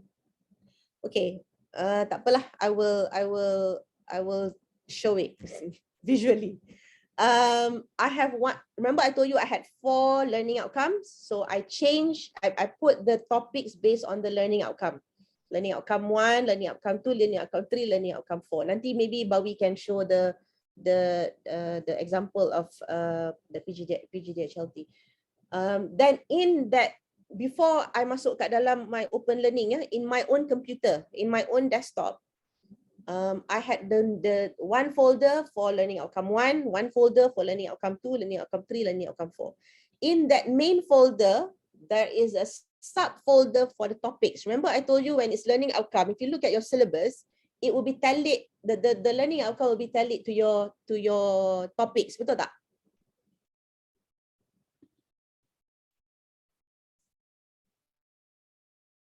Hello, betul tak? Prof, yes, Prof. Betul. Alright. So you will have the subfolders for the topics lah yang related to the course learning outcome. So topic 1, topic 2, topic 3, topic 4, topic 5. Dalam setiap topik tu, I will have another folder for resources, another folder for activities, another folder for assessment. That's how I have it before I go for the training yang Bawi buat tu. Bila dia kata dekat sini untuk kita nak masukkan apa-apa, I dah ada adalah all the information untuk I nak masukkan. Cepatlah untuk proses untuk nak transfer ke dalam open learning dia platform tu. Sebab dah ada dia punya kerangka dia dalam I punya desktop. I just nak transfer sahaja.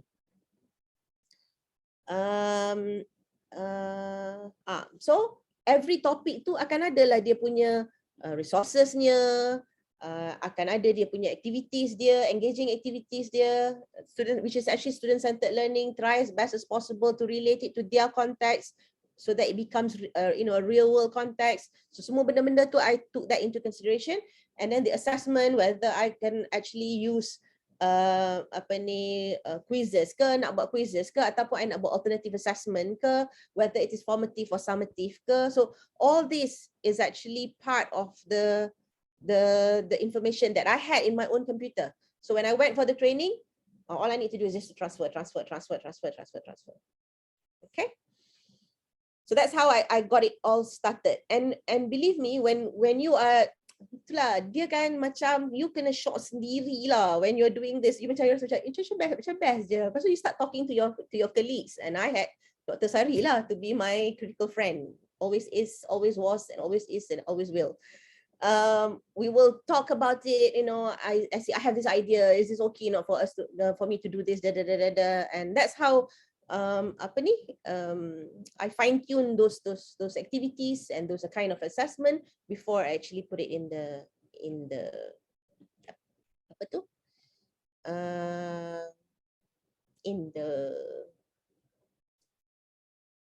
Mooc. Dr. Sabara is asking me for the video. What platform do you use, Prof? Video yang I buat ke? I tak ada nak subscribe to platform apa. I pergi dekat UTLC, I suruh mereka tolong ambil video I je. Buatlah video untuk nak explain. Lepas tu depa tolong I edit. Lepas tu depa tolong masukkan dekat mana yang I nak. Kan I kata I dah tahu dah. Dekat sini I nak video on me talking about this. Yang ini I want my video from YouTube. Sebab basically what I do is basically what I have in my LMS anyway. Macam dulu-dulu, except for the video on myself lah. Macam YouTube ke apa-apa ke yang I ambil, tapi tak banyak lah. I took only 1 or 2 because I don't want to obsess the learners with too many of the YouTube punya video. That one they can search on their own. So what I want is something that is actually relevant to the course learning outcome. So if you want to know more about the technical bit, you can ask Bawi yang tu dia pada explain dah. Video editing kami guna Adobe Creative Cloud. Some of you can actually do. When I was the director last year, when we had to do ISS and all of them had to do a lot of things, I had a chance of editing the video to do one of the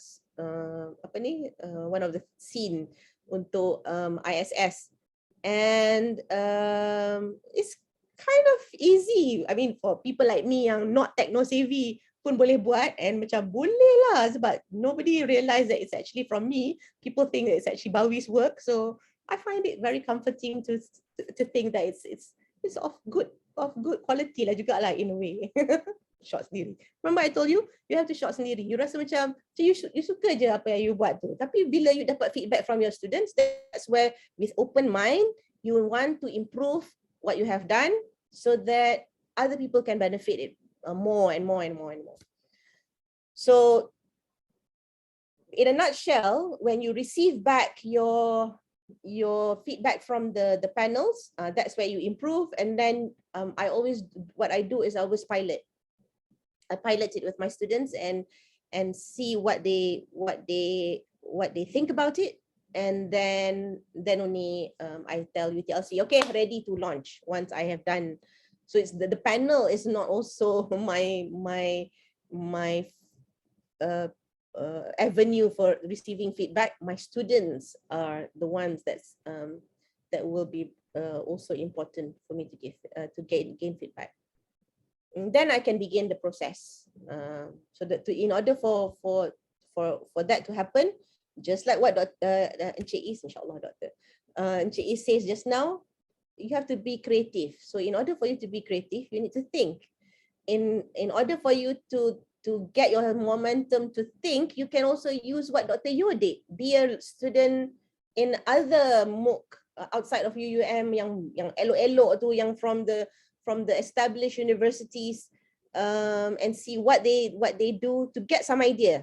And it will brainstorm those ideas and get you mencapah and become creative so that you can think and then you can plan. You make sense of what you do so that it makes sense. Hopefully it will also make sense to other people. So far so good? Prof. Yes. Jeffrey daripada SQS. Yes.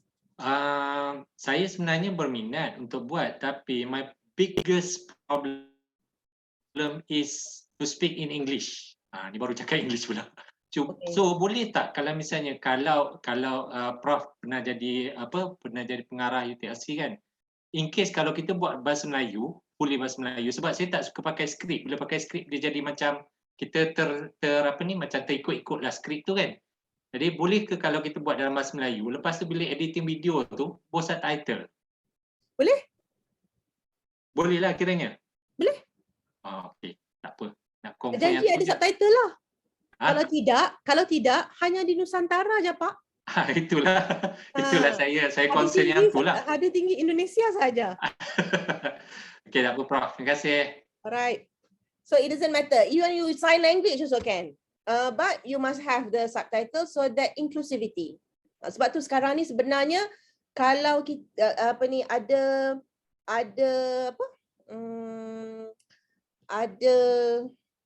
subtitle tu baguslah, caption dia panggil. It's very very good because you are allowing those who are with hearing impact also be able to learn from you. So it doesn't matter whether you speak in English ke, speak in whatever language ke, the caption, the subtitle in English where people can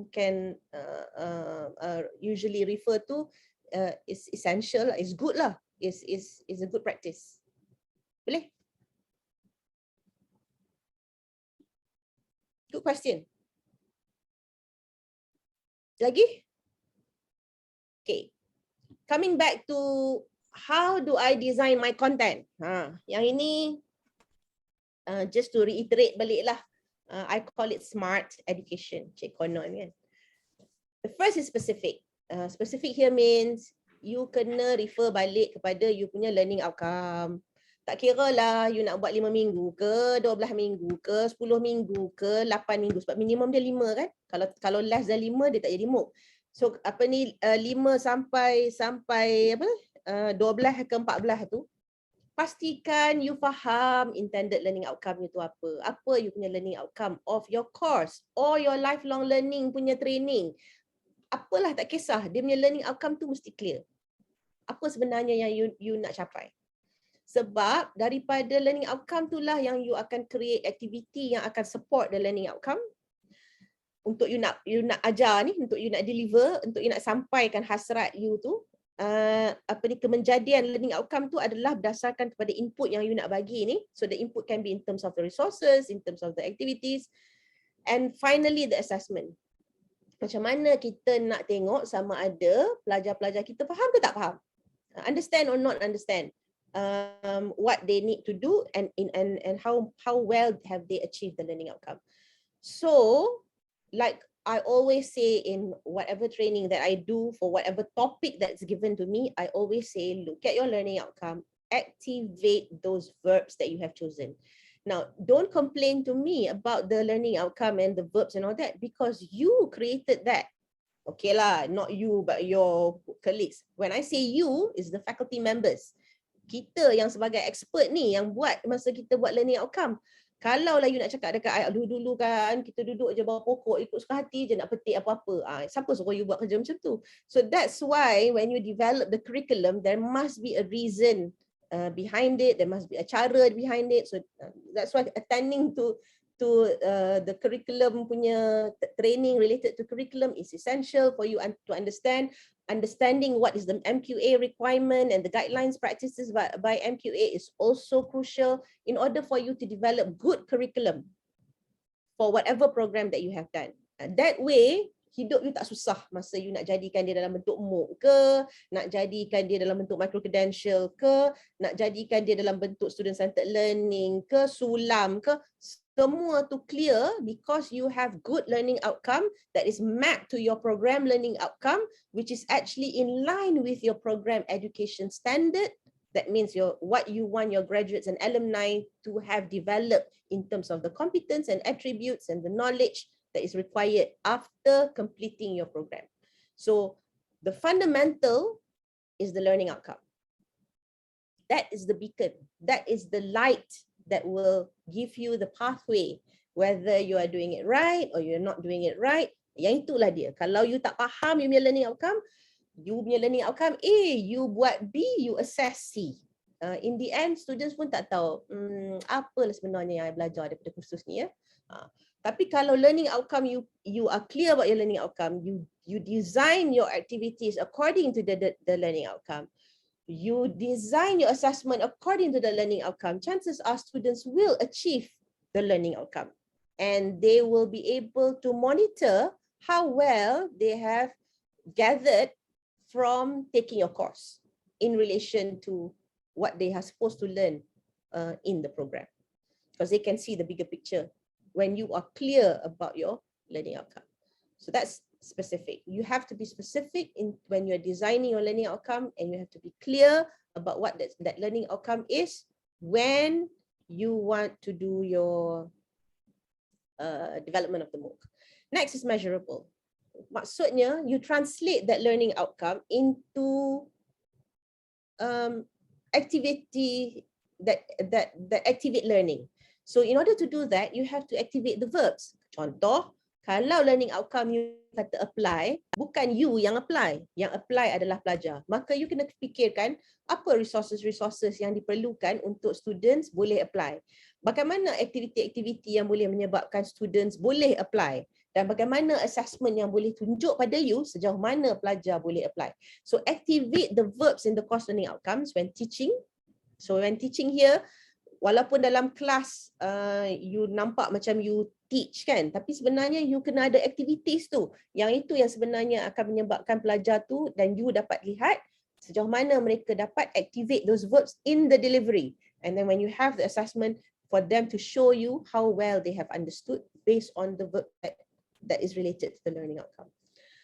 So in the delivery, kalau you nak check dia punya understanding, that will be the formative. Sebab dia tak ada kena-mengena pun dengan the percentage of the courses that the marks that they will get. But when it's summative, summative maksudnya kalau 10% tu ada sebahagian daripada 100%. Tapi kalau formative, maybe you nak bagi juga dalam bentuk 10%, tapi 10% itu tidak membawa apa-apa kesan kepada 100%. The 10% yang you bagi itu hanya sebagai indikator sejauh mana mereka berada sebelum summative itu nanti.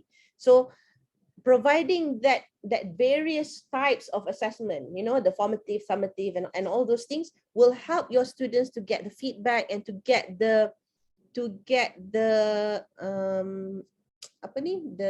signposting, whether they are on the right track, they are off track, or they need to do further revision in the resources that you have done, and relook at the resources that you have shared with them, and do again the activities that you have designed for them for the formative. That means they can improve themselves before they do their summative. Yang itulah baru you are allowing your students to be ready in order for them to achieve the learning outcomes as what is required in the outcomes-based education.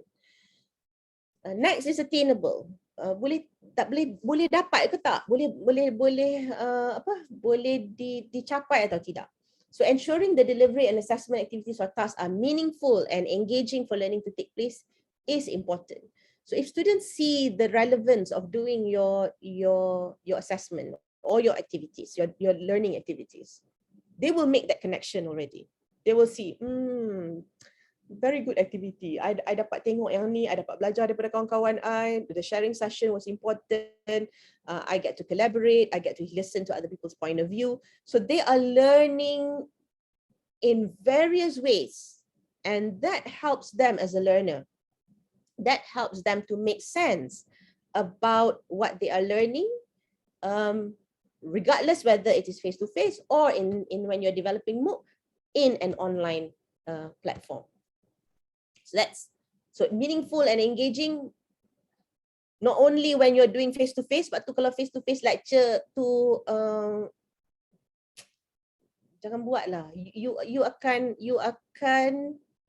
macam mana nak kata, you akan fall short kan your you akan fall short kan you punya students lah, daripada memahami apa yang sepatutnya dia faham. Sebab yalah sekarang ni, if I were to ask all of you, there are 89 people here. You have been listening to me from 9 o'clock. This is already 2 hours.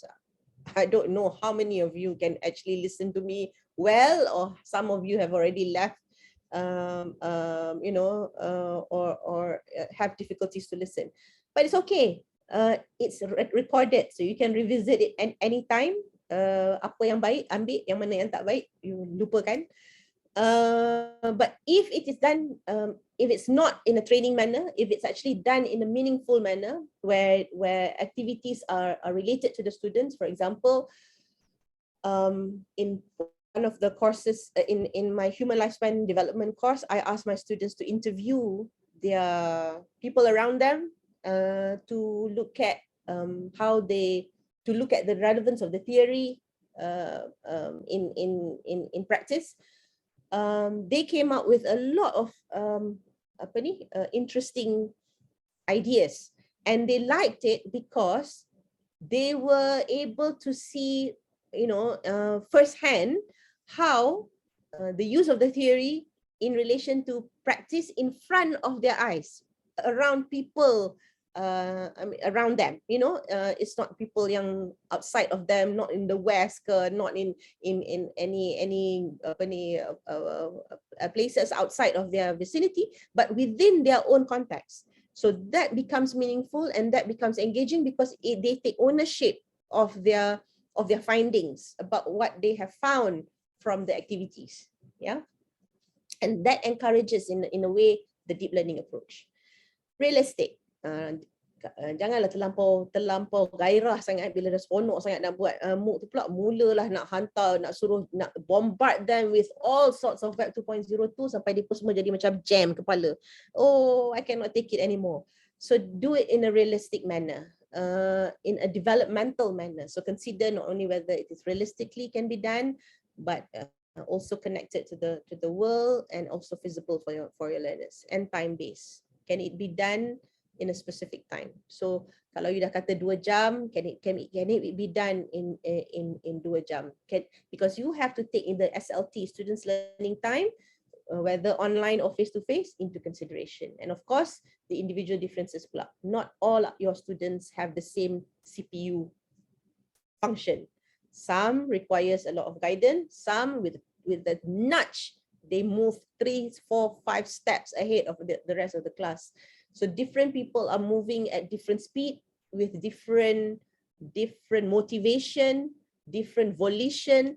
So you need to also monitor and make sure that the task that you give can be done by average people, and those who really need your help you can focus on, and those who are pretty much advanced you can actually challenge them or use those who are advanced as to support, as a peer support to other people. So far so good? Questions?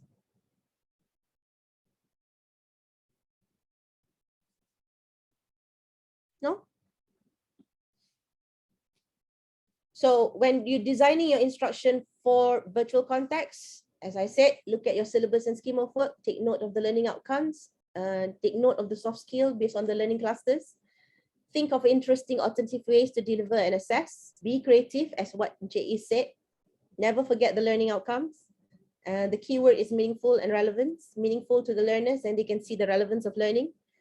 And then think of the most disadvantaged, to consider not only the context in which the students are, but in prior knowledge and learning approaches that they have. And chances are, if they are, that's why you need to do the preliminary checking on your students, whether they have the capability to learn on their own. Do they like taking the course? Do they have the motivation to take the course? Because those are all key factors that will help them to move independently or with a lot of your guidance, depending on their presage. Think of the instruction. Then once you've already done that, then think of the instruction, the virtual context, the online that requires the instructors to design their instruction to interact with the students, even though you're not there, but as if you are there talking to them. So the kind of language that you use in your writing will be very conversational in nature. Learning engagement is a bit tricky, not only when you're seeing your students face to face, unless you are really an advocate of student-centered learning activities and approaches, but especially so in the online learning. Remember I told you macam yang ni pun susah nak tahu orang ada ke tak ada ke, faham ke tak faham ke, and whether they with you or not and all that. But nevertheless, that cannot be an excuse for not constantly thinking about ways to engage students to learn. So my view is to become the learner in order for you to know what you would want from this Mooc. So you take the perspective of your student in order for you to then help to design as a developer. So never just stay as a developer and as a lecturer. Always take the perspective of your students in order to see how it is on the other side of the coin. And of course, begin with the end in mind. Macam I kata tadi itulah, begin with the end in mind, not only looking at the learning outcome, but also in terms of the rubric for doing the Mooc, in terms of the quality assurance, so that when you design your Mooc tu, you dah tahu dah sebelum you hantar kat UTLC tu, ni kan mesti satu hari dah dapat dah endorsement daripada panel. Macam tu cara dia punya strategi dia supaya you know what is required of you. So attending the training is very crucial, because we need to know the technical know-how too, and going through the rubric and understanding what is the requirement is also important when you're designing your planning.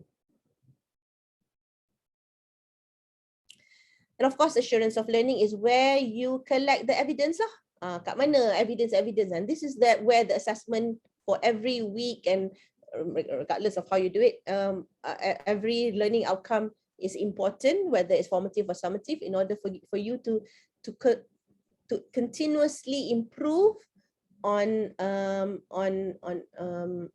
your ways of delivering your lesson or assessing via Mooc. So the two Moocs that I helped to design, as I mentioned just now, was the human lifespan and the understanding learners. And I think I'm going to stop here. Bawi, you boleh share dekat depa tak nak tunjuk yang human lifespan tu macam mana I design the human lifespan and understanding learners, macam mana I design the understanding learners to give them an idea. Boleh tak? Boleh. Sekejap ya, saya share.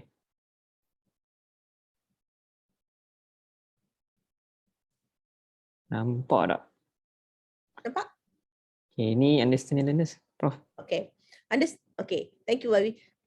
Okay, kalau you all can see, this is the understanding learners. Nampak tak yang dekat tepi ni, yang on the left, the one that Bawi is actually showing, are the 4 module. That 4 module tu sebenarnya is based on the 4 learning outcomes. But instead of putting the learning outcome, I changed that learning outcome into a topic, into a kind of the modular topic. But dalam topik tu ada lagi subtopic. So the way how I design this sama je dengan dalam desktop I tu. So bila I nak buat tu, I dah tahu dah I nak transfer apa dia. And mind you, this is not perfect, yeah. I'm now after completing my term as the director in the Teaching Learning Center, I want to improve this module, this Mooc.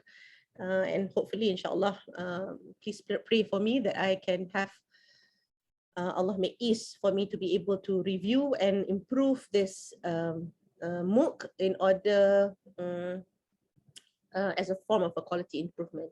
So this is what we did for this is how I designed for apa tu?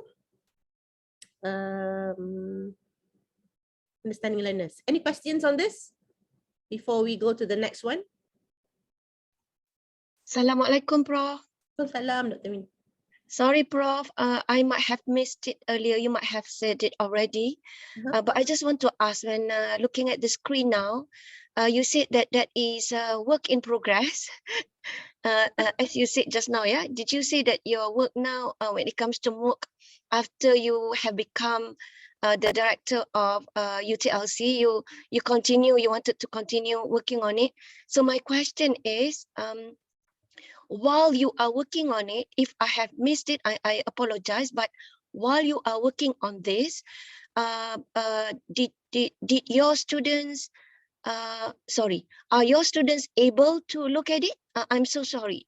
Or is it still private view? Terima kasih, Prof. Maaf guna bahasa Inggeris. Tak apa. Terima kasih. Thank you, Dr. Min, for the question. What I meant was, this course is already completed and has been done, I think, all the cohorts since it started for PGDHLT. But because I did it in 2018, remember? So I need to improve on it lah. That's what I meant. I need to improve and review and revisit what I have inside here to see whether it is relevant or not. In 2020, when the pandemic happened, and I was the dean then, the Dean of School of Education, this Mooc helped a colleague of mine who was asked to teach the course for the first time, and this is online pula, nak kena replan the whole thing. So nasib baiklah ada Mooc ni, walaupun kita dah buat pre-pandemic, sebelum pandemic lagi kita dah buat Mooc ni, tapi nasib baiklah kita ada Mooc ni, tak adalah susah sangat untuk orang yang terpaksa mengajar kursus ni ambil alih. So it helps colleagues. So you don't know. Sometimes you rasa macam you buat Mooc tu untuk you and your students, but you don't know actually you're doing this.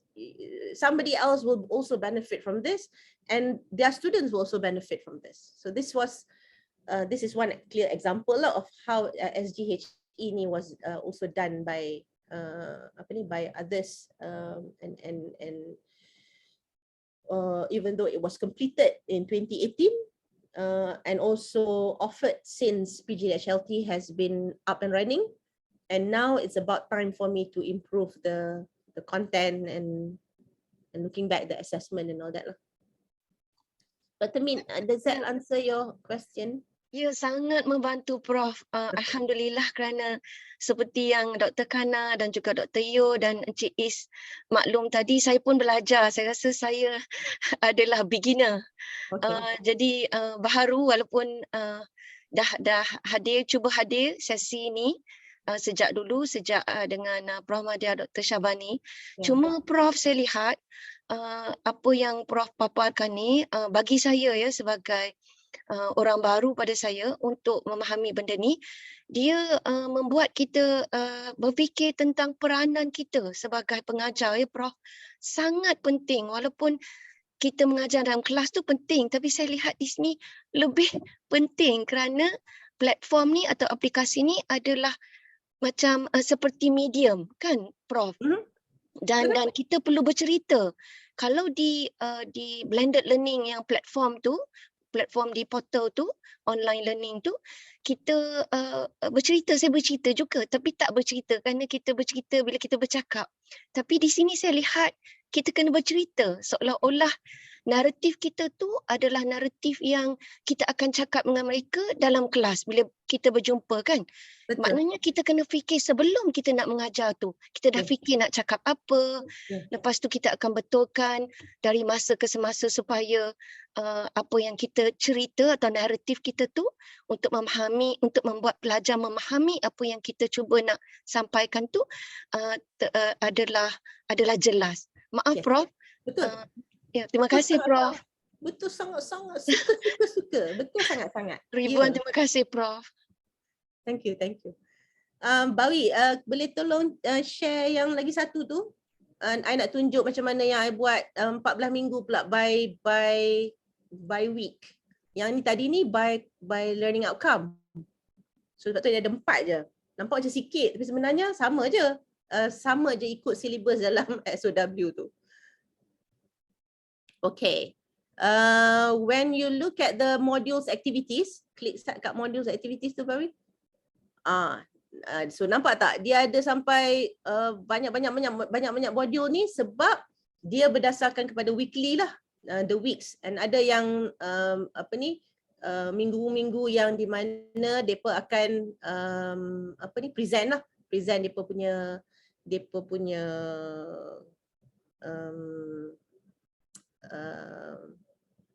activities. Untuk SGDY 5013 ni banyaklah yang saya terpaksa guna YouTube sebab human lifespan development ni, especially pasal infant development and all that and fetal development, saya tak ada dia punya gambar-gambar, video and all that. So terpaksalah kita guna resources daripada luar. Tapi dalam kita menggunakan resources untuk luar tu, kita kaitkan dengan konteks pelajar kita, dan kursus kita. Jadi kita hanya guna resources tu sebagai pemangkin kepada perbincangan dan juga kepada pentaksiran yang kita akan buat kepada pelajar. So there are 2 ways lah of doing this. Any questions? Assalamualaikum Prof. Salam. Saya Azwani daripada SICP. Ya. Saya pun kira first time untuk tengok the platform Mooc ni lah. So my question is, bila saya explore the platform as a student, okay, kita akan ada 2 way of going into the classes. Satu dia akan jadi open class, satu lagi dia akan ada private class.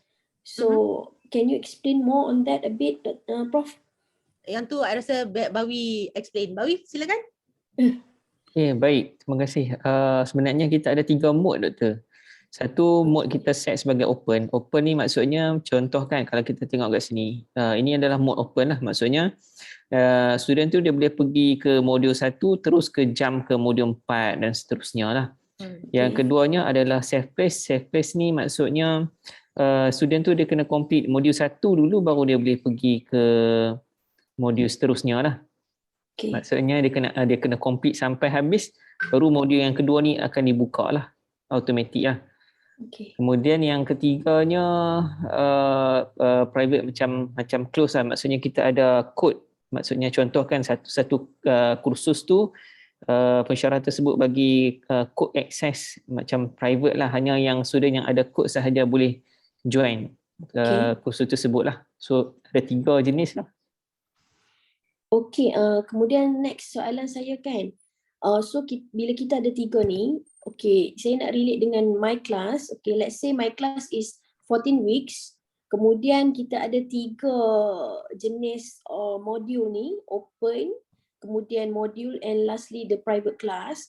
So kalau kata macam 14 minggu tu, macam mana kita nak, macam mana?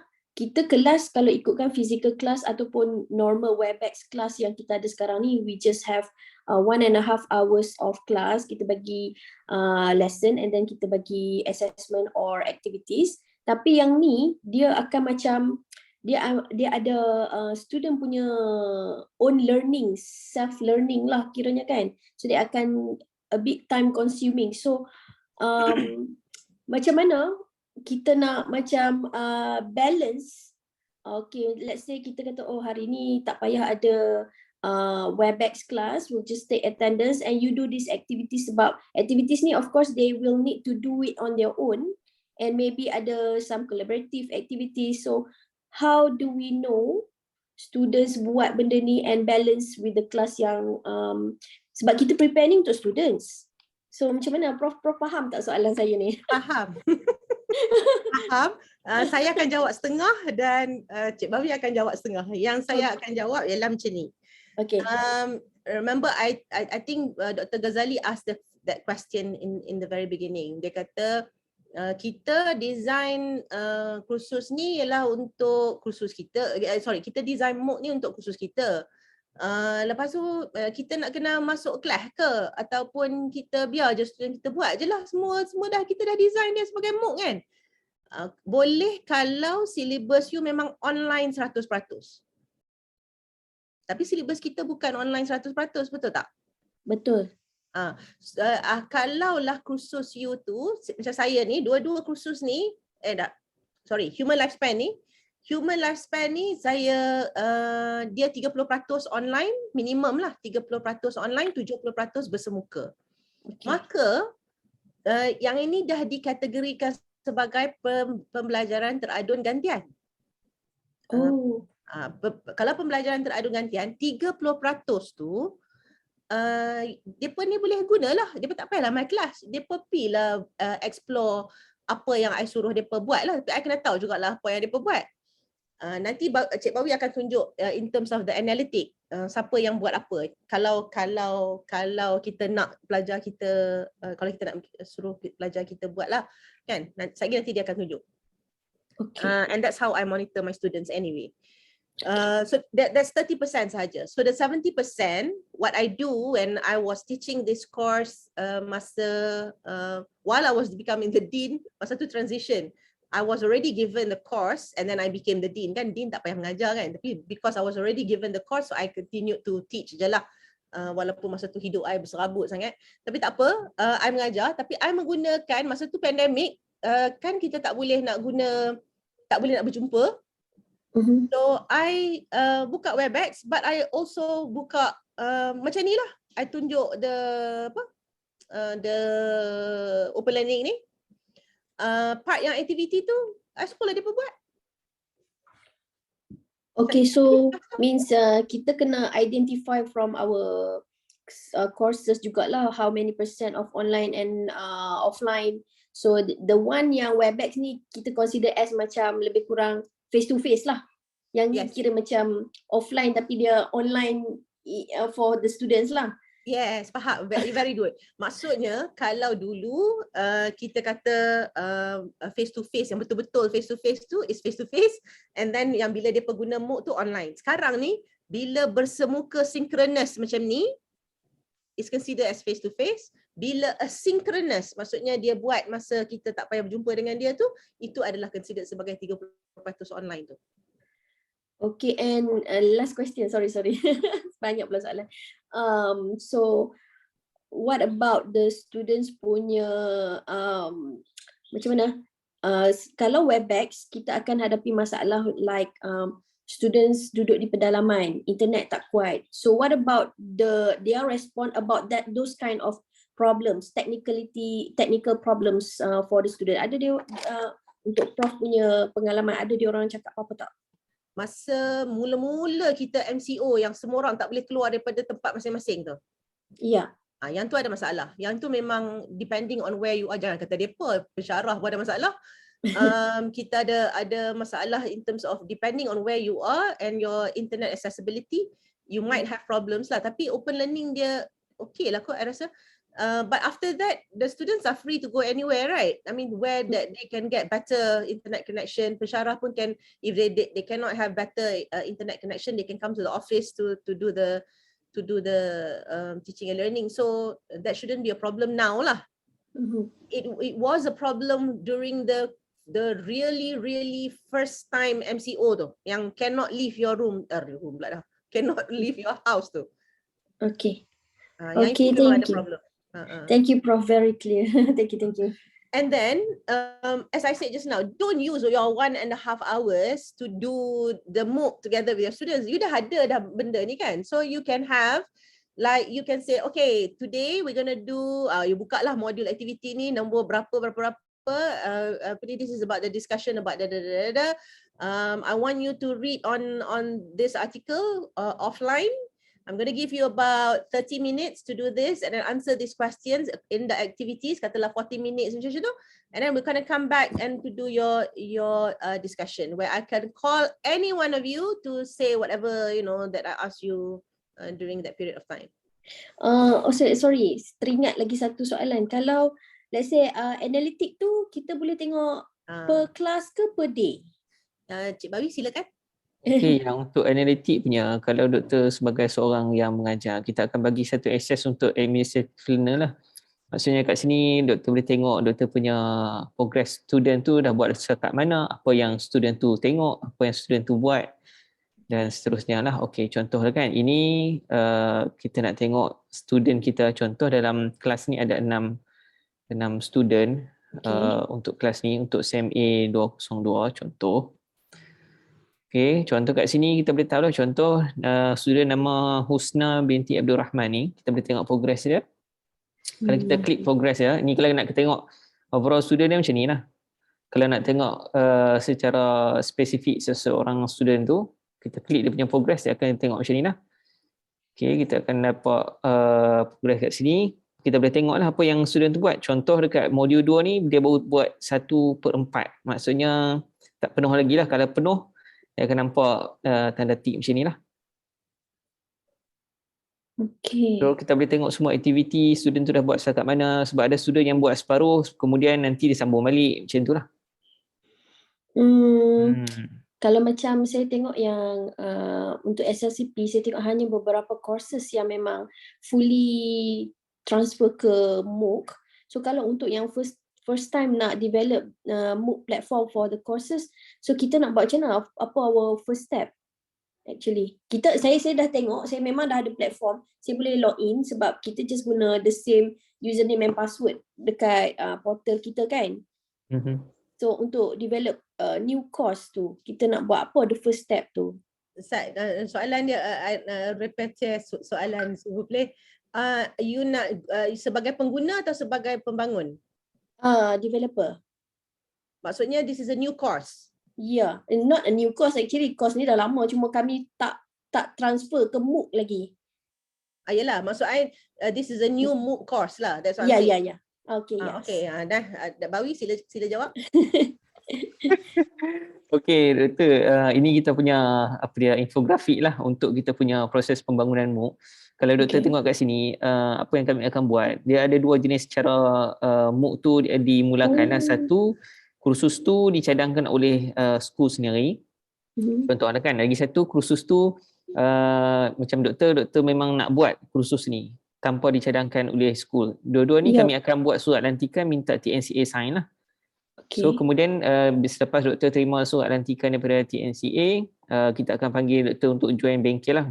Contoh macam bengkel pengenalan Mooc, kita akan buat beberapa siri lah. Kita ada bengkel untuk pembangunan dan juga bengkel untuk penggunaan lah. Kemudian doktor kena isi kerangka macam yang Prof cakap di awal tadi lah. Kita panggil sebagai instructional design template. Dekat situ doktor masukkan doktor punya kerangka lah. Contoh topik 1 doktor nak letak apa doktor punya konten, nak guna apa, nak guna tools apa, doktor nak buat video ke. Sebab kami nak tahu, sebab kami nak contoh doktor nak buat video, kalau kata doktor nak buat shooting kat luar, kami nak manage untuk shooting tu bila, tarikhnya dan sebagainya lah. Kemudian bila doktor dah isi ni, doktor boleh kita boleh discuss lah punya keseluruhan kerangka tu lah. Kami boleh advise doktor lah dari segi teknologi lah, dari segi konten tu doktor lebih faham lah. Maksudnya ada tim yang akan membantu saya contohnya nak buat satu video berkenaan kursus tu lah. Ada. Kami kalau macam doktor nak contoh lah kan, doktor nak kami tolong untuk record video, doktor nak buat style macam mana, doktor nak record audio sahaja, nak tengok screen ke, ataupun doktor nak record outdoor, nak shooting kat luar, ataupun doktor nak buat green screen ke, 3D kat belakang ke, doktor bagi tahu sahaja. Tulis dalam instructional design template tu lah. Sebab tu kita nak buat discussion ni lah. Kemudian bila dah setuju semua, kita akan buat declaration form lah. Yang ni untuk yang copyright punya lah. Kemudian kita akan set tarikh untuk penggambaran lah. Bila doktor free dan tempat yang doktor pilih lah. Tempat ni biasanya doktor boleh pilih biasa yang kami buat setakat ni dalam UEM lah. Sebab kita akan buat surat minta untuk kebenaran lah. Kalau dekat school kita akan minta kat dekan lah. Kalau dekat luar ke kita akan minta kat DGPP lah. Okey, kemudian kita akan buat shooting indoor. Indoor ni kebanyakannya untuk topik 1, maksudnya video di dalam topik. Kalau yang outdoor ni biasanya kami akan shooting untuk introduction video. Maksudnya macam sebelum student tu join satu-satu kursus tu, video tu lah yang kami akan kita akan shoot outdoor lah.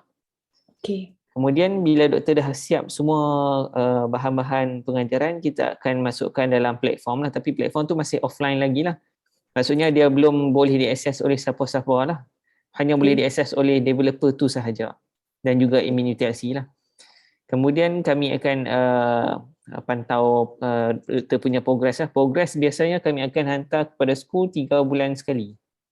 Kalau tak ada masalah pun lah, insyaAllah. Kemudian bila doktor dah okey semua, kita akan buat penilaian lah oleh tim UTLC. Kemudian bila UTLC kata okey, kita akan masukkan dalam semakan jaminan semakan kualiti oleh kita punya jawatankuasa lah. Jawatankuasa ni kita akan lantik, TNCA lantik dan mereka ni ditugaskan untuk melihat setiap butiran dalam doktor punya kursus lah. Dan setiap dia punya ahli tu dia akan tengok bahagian masing-masing lah. Contoh untuk copyright, konten, grafik dan sebagainya lah. Kemudian kami akan bagi komen apa yang dikomen oleh jawatankuasa kualiti.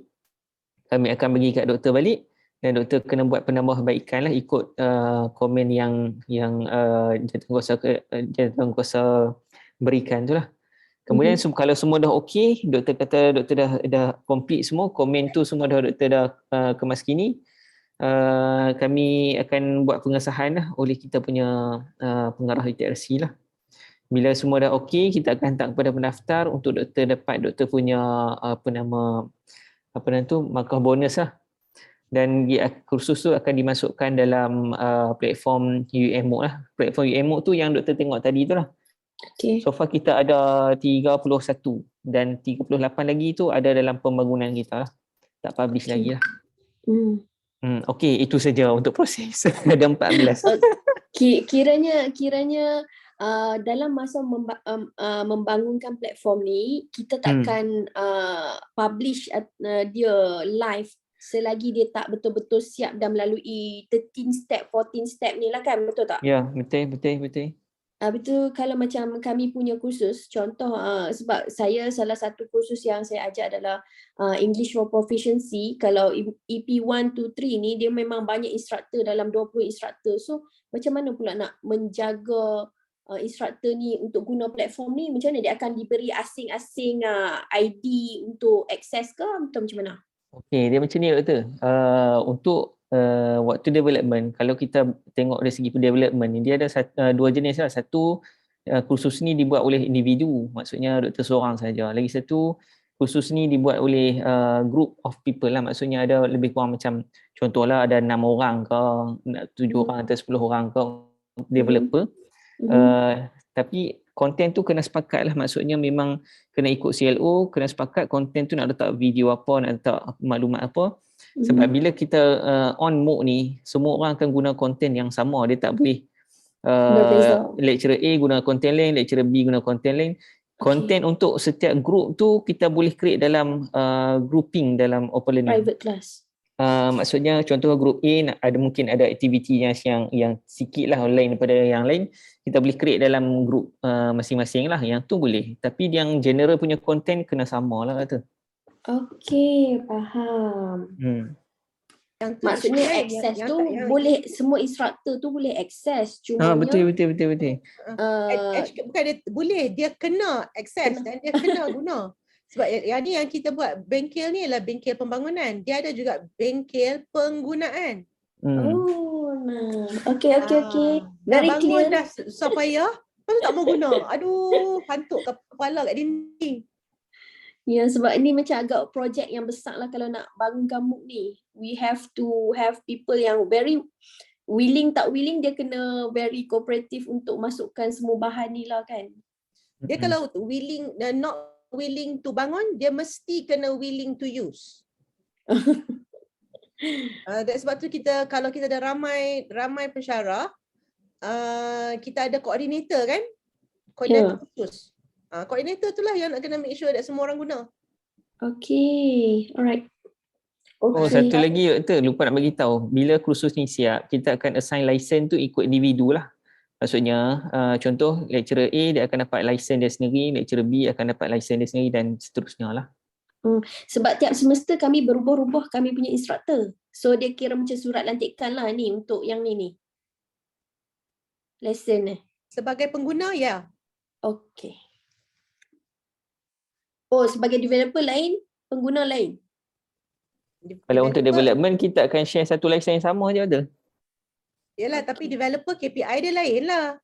KPI dia untuk dia sebagai developer, tapi bila dia jadi pengguna, dia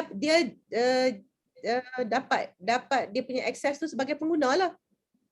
Okay. Macam saya yang tadi tu yang you tunjuk tu, ada yang kursus tu bukan saya yang handle, saya yang bangunkan tapi bukan saya yang handle. Contoh. Okay, faham. Habis dah bagi tunjuklah, malu. Okay, terima kasih banyak-banyak. Any more soalan? Nak tanya Prof? Ya, silakan. Okay, kalau dia penyertaan sukarela ni berapa lama dia bagi? Suara Dr. Hamid ni. Ya Prof, Okay, yes Dr. Hamid. Berapa lama nak tahu je macam mana nak buat. Okay. Kalau kita menggunakan ni secara sukarela, berapa lama UTLC bagi kita untuk nak completekan tu? Sebagai developer ke sebagai pengguna? Ya, sebagai developer. Selagi tak selesai lah, tapi janganlah pecah rekod yang paling lama. Okay. Cuba pecah rekod yang paling cepat. Okay. Tapi selagi mana kita sebagai developer tu, UTLC akan bagilah kan, bagi kalau tak bagi macam mana you nak buat, you nak masukkan you punya bahan. Ya betul, dia akan ada beta, apa nama tu, pembantu gas yang nama dia. Tapi dia ada syarat pelantikan dia tak boleh nak exceed sangat 10 tahun lah, jenuh. Dia UTLC bagi tak bagi yang nak tahu macam mana platform tu, kat mana nak masukkan, nak familiarize themselves with the platform? Atau mesti juga register dulu sebagai ini memang dia nak buat ke, ataupun boleh just nak tengok saja? Dia ada intro video. Bawi kan, betul tak? Maksud doktor nak tengok macam mana nak buat ke? Nak guna platform tu ke? Ya. Untuk guna platform, kita lepas ni kita akan ada bengkel lagi tu, bengkel untuk pembangunan Mooc. Kita akan kita akan tunjuk platform, tools yang kita nak guna dan seterusnya lagi lah. Ataupun doktor boleh main CLL kita set appointment lah. CLL tu kat UTLC, Dr. Amir. UTLC, ya. CLL stands for Creative Learning Lab. Okay. Ya. Pasal kita nak tahulah nak klik tu kat mana apa. Okay, so nak familiarize Hadir ourselves. bengkel, jangan risau sorang-sorang. Kalau you hadir bengkel, we have a team. UTLC has, walaupun bertahun-tahun I fight, you all pun kod-kod lah besok-besok you all jadi ketua-ketua kan. Fight lah, 2 orang nak jaga satu universiti ni tak cukup. Ayin dengan Bawi to take care of Mooc is not enough. It's the whole entire university we're talking about here, and we have at the moment 31 Mooc. So sebenarnya dekat dalam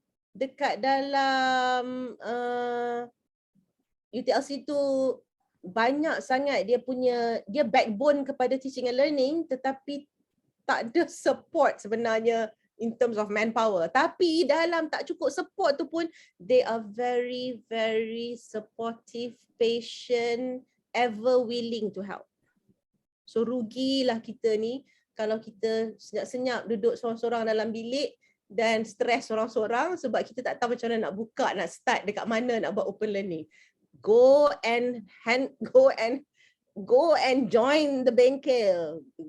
Get familiarized with the platform through the bengkel. And then if you still need help, go and visit them at Creative Learning Lab after you have done your RTK. I'm just joking.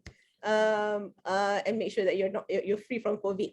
And then you go and speak to them and sit down, and you will find, as I said just now, there is this create space that they have created. That is supposed to be pegawai punya bilik, which is actually Cik Nabawi punya bilik.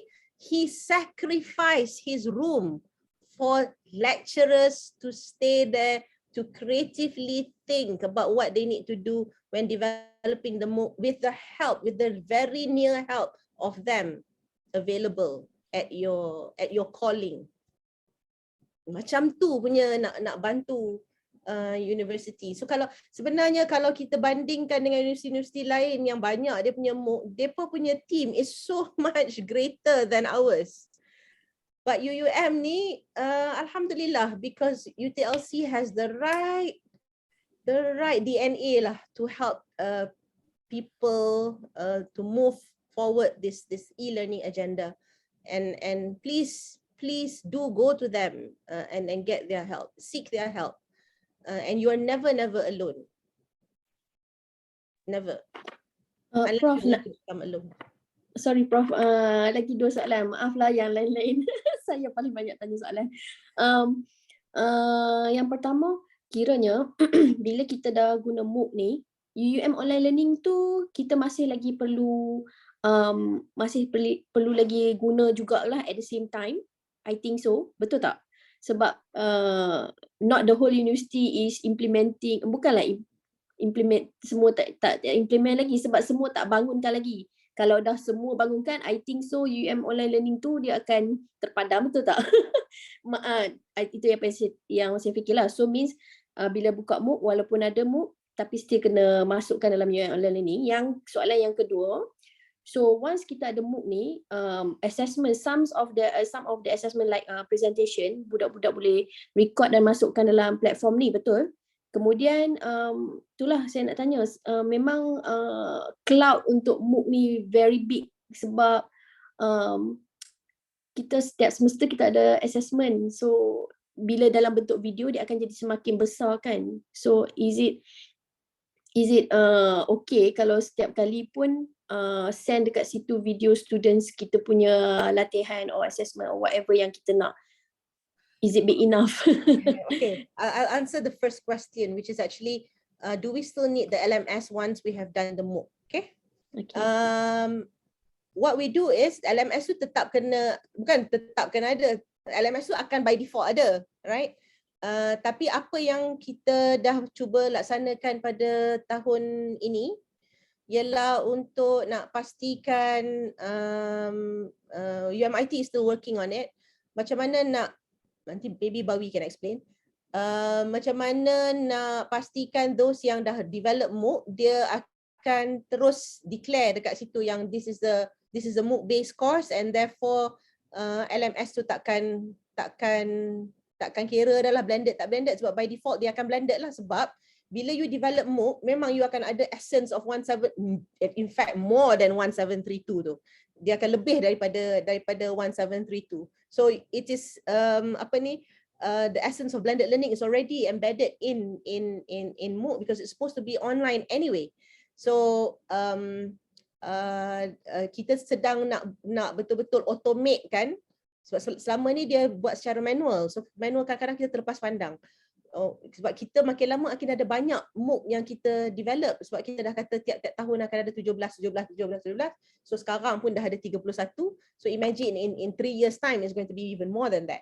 So susah untuk kita nak buat manually. So there's a need for us to automate it. Maksudnya the minute kita dah develop dalam Mooc, dalam LMS tu, these are the courses yang UMIT akan identify yang dia dah develop melalui Mooc, maka dia telah mencapai blended learning.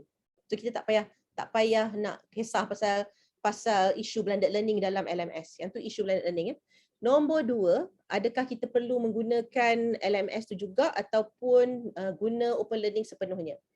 Kita kena faham ya, open learning adalah third party platform. Maksudnya it is not controlled by university, whereas our LMS is controlled by our university lah. So to me lah, personally. What I do is the delivery and all that, and the assessment instruction semua ada dekat dalam Mooc. Tapi bila students nak submit dia punya assessment, I prefer to ask them to submit it via the online learning, so that I control the evidence of learning. I do not put at the third party platform. So similarly, when they want to do credit transfer, katalah besok bila university dah ready for credit transfer and we have a good policy for credit transfer, we will be in control of the evidence based on our LMS. That's my personal view, Dr. Nur Azwani. But if you want to put everything in the open learning, that's also possible. But then akan macam kita macam the physical version, kita setiap 3 semester kita akan hapuskan kita punya apa assessment apa semua students kan. So is it physical apa ni? Tak faham. Bukan, maksud saya macam lepas 3 semester kita akan kira macam lupus lah evidence of the students punya assessment ni kan. So I mean not macam mana, maksud saya tu videos tu adakah akan dipadam setelah new semester dia buka platform yang baru macam tu. Betul. Pasal tu lah yang kita ada. That's why we have the e-portfolio kan, supaya you boleh transfer apa evidence yang you ada tu, yang mana yang relevan untuk yang nak tunjuk you punya CQI tu dekat dalam you punya e-portfolio, because that one is cloud based. Whereas whereas in the online learning, betul lah, tak payah 3 semester, every semester dia pun akan hilang dah kan, kecuali you buat backup. Betul. So and if you're talking about the printed version of your students assignment, yang tu baru betul lah, after certain semester you can get rid. I ni aja lah yang baru ni nak masuk dalam pejabat ni lah, baru I get rid of my 2001 punya assessment ni. Banyak my room ni macam mana kan. So that's a procedure in it lah. In open learning dia persimpan dekat dalam cloud, tapi you kena faham open learning tu universiti bayar. Lah ni tak tahulah berapa ribu, 50,000 kot. Ke depan ni bila dia tengok macam makin lama makin ramai, lepas tu duit satu apa pun dia tak dapat, mungkin dia akan penik pula kita punya fee. Sebab asalnya ialah win-win situation where we get some money, they get some percentage because of their administrative ni, dia tak apalah boleh counting bagi harga anak beranak, sebab tengok macam semua tak buat apa pun, duk still guna untuk diri sendiri saja. There's no there's nothing ni, so dia terus suruh bayar sebab mana pun dia nak kena jaga dia punya cloud dia lagi, maintenance dia lagi, manpower dia lagi. Okay, noted. Thank you, Prof. Banyak saya belajar hari ni. Alhamdulillah. Any more questions? Dah. Yeah, see, I'm looking at the chat, Dr. Noriza. We have so many people Dr. Noriza, Dr. Norseha, saying that vouching that UTLC is ever ready to support. Yep. And one of the reasons why I have to let go is actually to make sure that I have time to do the micro credentials and the Mooc and whatever that's there that we need to do for UUM. Part 4. So was it worth it? I think I've also, in a nutshell, said to you, to me, it was worth it. And I think anything that is done with the best of intention, inshallah, Allah will provide that benefit in so many ways. Remember, I told you I never thought that I would get second prize for my Mooc. I was just done for the sake of doing it and submit dia punya masuk pertandingan tu pun saya saja je untuk masukkan. It so happened in 2018. Alhamdulillah, I was given the opportunity and that boosted my confidence actually to say macam best je, macam nak buat je lagi Mooc ni. That's where the second Mooc came. So in terms of university achievement, as I mentioned just now, since 2015, UUM managed to fulfill the requirements and targets set by Ministry of Higher Education in terms of the Mooc development and supporting the Depan policy and e-learning agenda as well as MABHE. There were universities that could not fulfill the Mooc requirement and got told off by the Minister of Higher Education, the Vice Chancellor lah, the pengarah UTLC and the pensyarah-pensyarah tak kena apa pun. The Vice Chancellor yang akan kena lah dalam mesyuarat minister with the Vice Chancellor. So Alhamdulillah, UUM was saved, even though at that time we only had BAWI, but we had to have many RAs to help us to do this and making sure that regardless of our condition and circumstances, we will be able to fulfill the minimum requirement. So if anyone says UUM is not bad, at least it fulfills the minimum requirement. Hello, it fulfilled the minimum requirement despite the circumstances that we are in. We have lack of manpower, but we still were able to deliver to fulfill this. Yeah. So in terms of learning experiences, well, as I explained to Dr. Yo in the beginning, there were mixed feelings based on the feedback that I received from SJDY 5013 students because they felt that they paid to come. They paid to come to listen to you, to have this aura being with you. So they didn't really like the idea of just being online. Tapi bila pandemik, semua orang senyap balik lah kan, sebab there's no choice. Yeah, everybody is online, and therefore now they appreciate because the way in which they learn in a Mooc-based course compared to the ones yang other lecturers yang tak pakai Mooc and pakai LMS, and most of them were also just lecturing, were totally different. So they appreciated that. SGHE 5053, well, not all of them liked it, but they didn't like it because of the nature of the Mooc. They didn't like it because they had to do PhD HLT. So that's a different reason altogether. So not everyone were able to follow the online course. And the best part of it is SGHE 5053 Understanding Learners ni, curriculum dia 80% online. 20% sahaja face to face, waktu 3 kali sahaja bersemuka secara macam ni, ataupun bersemuka secara fizikal. Tetapi 80% adalah online, and yet not all of them were on board because of all the blocks that they have actually developed around them. But for those who were independent, who appreciated, who like to seek knowledge for the sake of knowledge, were able to get themselves engaged in the learning, and I can see them growing from where they were initially to where they became. Yang ni I nak cakap dekat you tentang pembangunan, ya, tentang penggunaan is a totally different matter altogether. You as a lecturer when you're using. So for today, it's just you as a lecturer, as a developer. As using is a totally different thing altogether. And And the best part of it, I can still remember my students in the SGHE 5053. I tak pernah jumpa mereka tau, bersemuka.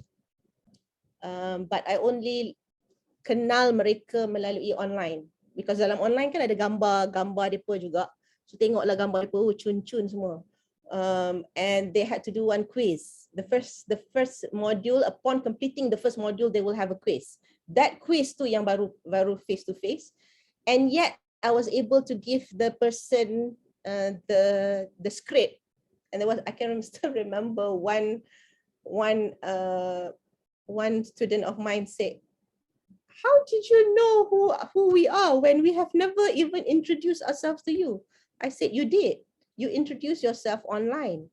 And I know who you are because I know how you think. When I read your forums, I read every part of whatever that you say online. The only thing that I don't know was to map you and the face that you put in the platform. Sebab some macam lain sikit, some macam okay, macam sama. So that was the only problem that I had. Oh, yang ini, okay, this is how she looks in the real life and this is how she looks in the picture. But I know already who she is and who he is. So yeah. And how do I know who read and who did and all that? The analytics does help. So as I mentioned just now, it does not only benefit to you and your students, but it also benefit other colleagues as well as their students. So what are my future plans? My future plans is to update and review the current MOOC courses that I have created, to improve on the presentation and delivery, to make it more engaging, because I know I did it in a haphazard manner. So I need to revisit and see how can I now improve even further. And for this year, I am going to try to do micro-credential for one of the Inspirational Academic Program courses, which is Alternative Assessment. I've already joined Prof. Karim's bengkel and I kind of know what to do. And now just to sit down after all my training, bulan 3 ni penuh dengan training. So once my training is done, I'll be able to sit down and really focus on preparing the micro-credential before joining the bengkel so that I can just transfer lebih cepat lah. And hopefully while doing that, and in my own leisure way without declaring to UTLC. So Bawi, this is off record. Is for me to actually do my third MOOC in the course that I teach in the coming semester. So what is required for you to do when you're doing MOOC, frankly speaking, from my heart, is what I write here. You do not need to be a star actor. Some people think that they need to be a star actor to you know, when they're doing the video recording and all that. To be good at when developing MOOC. Just have a growth mindset. Know that you are constantly learning, that you're constantly growing. You can have the capacity to improve from time to time, and from there you grow and become even better. So, and the key thing is actually to enjoy what you do, and because when you enjoy and not be stressful, you will unleash your creativity. You know, you will feel so good that the juice of your creativity will just pour like the rain, like the thunderstorm rain that we have right now. And in order for you to do that, you have to enjoy what you do. It cannot be driven by something that is so stressful. Even if your dean asks you to change your mindset, have that growth mindset. Your dean is asking you to do it because he believes or she believes in you as the one who's actually able to do, you know, good MOOC for the faculty. And you do not have to do this alone. You do not have to develop your MOOC alone. You are free to work with whoever you want as a team. Of course, unless you are doing LIT. And I know some of you are in here are LIT members. That means those who are exempted from doing postgraduate diploma for higher education, learning and teaching will have to do LIT. And part of that LIT is for them to do the minimum MOOC. Yang tu you kena buat seorang-seorang lah, sebab yang tu sebab you nak sah jawatan. Kalau nak buat untuk faculty saja-saja, you can do it with your team. And no work is perfect the first time. So don't be macam your own personal critique sampai tak boleh nak move forward. It's never perfect the first time. So what does that mean? there's always time for you to redo, revisit, review. Sebab tu kita panggil review. So just think, plan, develop, send for the quality assurance, improve, use, get feedback, continuously improve, and then that is the fundamental of a reflective being, thinking being. I hope all of you will be. And of course, to me lah, the very, very important thing is to do it for the right reason, the right niat. Not for yourself glory or whatever, but for the right reason, in order for you to get the right incentive, which is full of barakah. That is important. And that barakah can come in very, very different ways. It can be from, your students sending you cards 10 years after they have sat for your Mooc, saying that they have learned a lot and all that. Or you can get it from a colleague who says, you've inspired me to develop my own Mooc after doing your course. Those are barakah. The fact that you are helping other people to also grow. And that way, you are also taking good care of your heart. So you have less stress, you have the positive hormones, and you make your life in this institution of higher learning a better place.